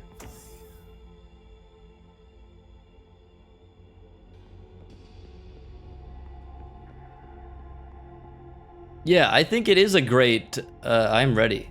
Uplift me, it shall be done. I love the theme of high low-tech combo, and I really, like, it doesn't need to be in every book, but it would be cool to see if it continues all the way, because then I'd be like, I was right, I noticed it. Locked door, Supreme Navigator. Acolyte Etienne. What now? You said we could touch the sword. That is true, but you have been given a more important task right now. Go to the navigator's cabin. First, can I just... You notice a panel sliding back on the wall to reveal a weapon hidden behind it. That looks familiar. You automatically touch the back of your head. I'm going. We do not want to be lasered today. I mean, There's gonna be a fight. They're not giving us all this stuff if there's not gonna be a fight. What is the question mark, though? I need this gone. There we go. Take me to the server room. Kind of like a Portal GLaDOS kind of thing. Navigator? Or Shodan? Shodom? System Shock villain. I don't know, I haven't played the game. That thing's huge. Why did you summon me? Well, besides to kill me, obviously. I need you to change the ship's course. Change it? Can't you do that yourself? The Navigator is using 70% of the ship's energy. Shodan is using 70% of the ship's energy and can't change the course. Yeah, Shodan. I've seen some clips of them and they seem like a really cool villain. I actually really want to play the System Shock remake that came out recently. I don't know when I will play it, but that's definitely coming. Probably sooner rather than later. I do not have authority. Only the crew members can confirm the decision to go back. Go back? But what about the search for the worthy? Most of the crew has lost faith in our goal. Is that why you killed them? I simply made several harsh decisions based on purely economical reasons to reserve food and oxygen for the more useful crew members. Listen, the only thing I'm interested in is the Thord. I permit you to touch it if you confirm our course change. Literally, right here. It doesn't affect me anyways. Fine, what do I need to do? First, confirm your bloodline by stating your ancestral code. Code. You tap on the cage. None of the characters ever say a code in the text. Hold on. I forgot my code. If you do not remember your code, state the names of your ancestors and I will confirm the code from the database. I doubt I'm in the database. Then how did you get on the ship? If you are on the ship, you are part of the crew. You are an acolyte. There can be no outsiders here. If you are part of the crew, if you are part of the crew, you are part of the ship, and then you have ancestors, and you have ancestors, you have a code. If you're a code, you're on the ship, and you're an acolyte. If you're on the ship, and you're not... Sorry, you're having your 2% error right now? You must have a lineage, or else you would not have been accepted onto the crew. Can't there be an exception to your rules? There are no exceptions. The conclusion is simple. You are a member of the crew who refuses to confirm their lineage. That means you are in opposition to our mission, which therefore means you must be eliminated. Well, I'd say that's not far from the truth. You roll up your sleeves. Okay, so there wasn't even an option because the other thing was, what was it? The other option was fight, yeah. I'm so disappointed that I chose AoE slash. It's definitely worse. Maybe it's not. In this case, it's actually amazing because all I have to do is hit you and it kills everyone but you, which is idle. You're electrified. If I slash you, are you gonna electrify me? Nope. This is God tier right now? We're currently winning to a huge degree.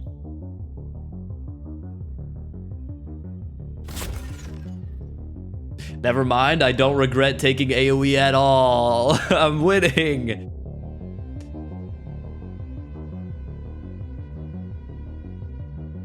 So this one, stun.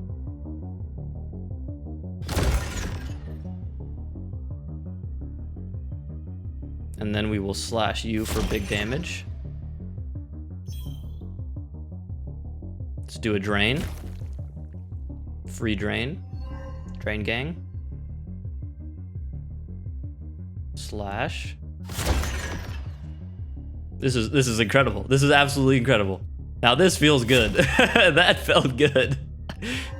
Sinner! The worthy will punish your soul. The navigator's core flares up from within. Sinner! Sinner? Sinner? Sin. The navigator's voice cuts out in the middle of the word. Suddenly, a siren starts sounding. Get to the sword now! He awakened the whole crew and they'll be here soon.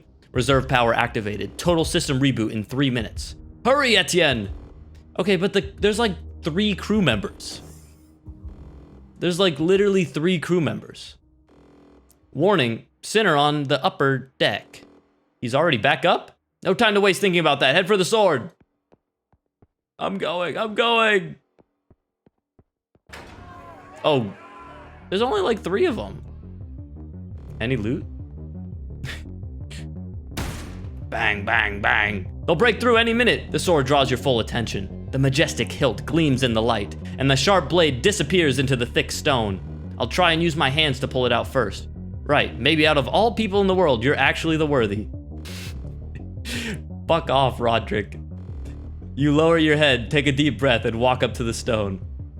That was sarcasm! Find another way to get the sword out quickly. Your hand feels like they're filled with strength, and lightning seems to flash inside you. You're wasting time. I am worthy. What are you mumbling? Can't we use a laser or something to cut it out of the stone? I am worthy. Your legs lead you forward of their own accord. Your hand grabs the sword's hilt, and it fits perfectly. It's your sword. All you have to do is pull it out, and damn it. Your muscles burn, but the sword doesn't move an inch. Can we please find a laser? Try jiggling the sword. There's no way it can be stuck so damn tight. You jump up onto the stone, grabbing the sword's hilt. You use your full weight to try and move Excalibur back and forth. Bang! They're getting desperate. They'll blow up the whole ship. A high-pitched squeal from behind the door drowns out the siren's wail. They remember that they have an automatic chainsaw, diamond-coated, from page 142. Now we really don't have time. Damn it all! You fumble around in your pocket. Pickaxe! The pickaxe glints in your hand.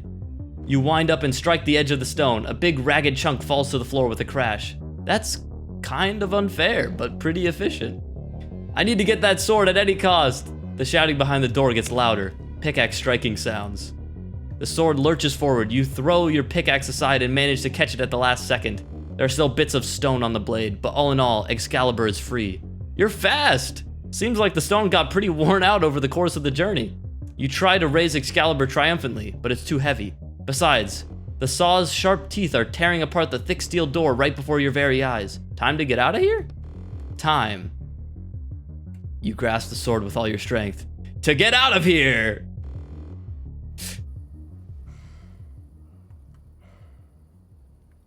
We weren't worthy. Well, to be fair, at least that was a shorter chapter. They, you know, oh my god, it's still in the stone. I thought it was definitely more out of the stone than that. At least they knew that that chapter didn't hold much weight. And they made it a little shorter.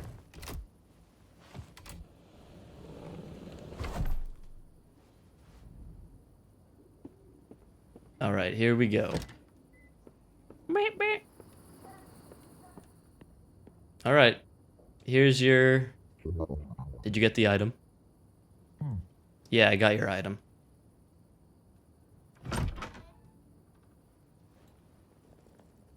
Bong.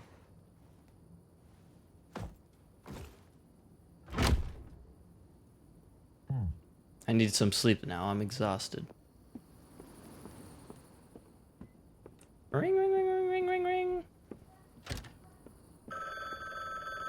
What did I say? What did I fucking say?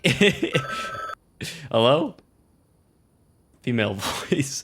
Etienne, you called. Did something happen? I called you? Yeah, I was away for the weekend, but when I came back, there were 15 missed calls on my machine. I figured something must have happened to you. Damn. Looking around at the empty beer bottles. Hey, I'm sorry. I don't know what came over me. I apologize for bothering you. Don't worry about it. Well, then, goodbye, I guess. Yeah, goodbye.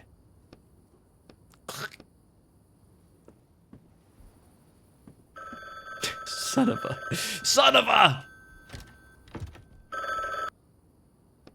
The order has been accepted. You may go. There was no envelope. What envelope? You know, the one with the money inside that you usually give me after? Last time you ruined an order that cost me 600,000 pounds sterling. How much? And you think I'm gonna pay you for that? Think of it as compensation for my losses. Hold on, you paid me 1,000 per order. That still leaves you with so much money. That's all I have to say. Ugh.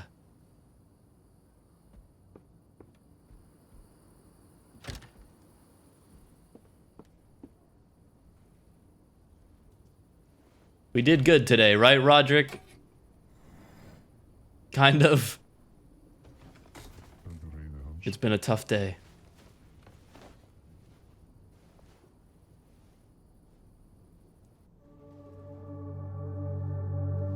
All right. We're gonna end it there for today. What a wonderful day. Look at that. Etienne's doing better. And we will... I'm like 95% certain we'll be finishing this game up next stream. Honestly, I'm probably going to stream it again this week. The next time I get a chance, because...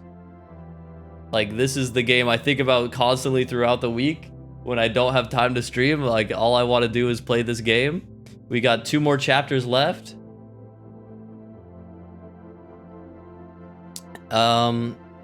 Obviously that last chapter was kind of a little bit of a sleeper, but the wizard chapter was pretty great, and everything else has been great. I really, really enjoy this game. Yeah. Thanks for watching. That was The Bookwalker.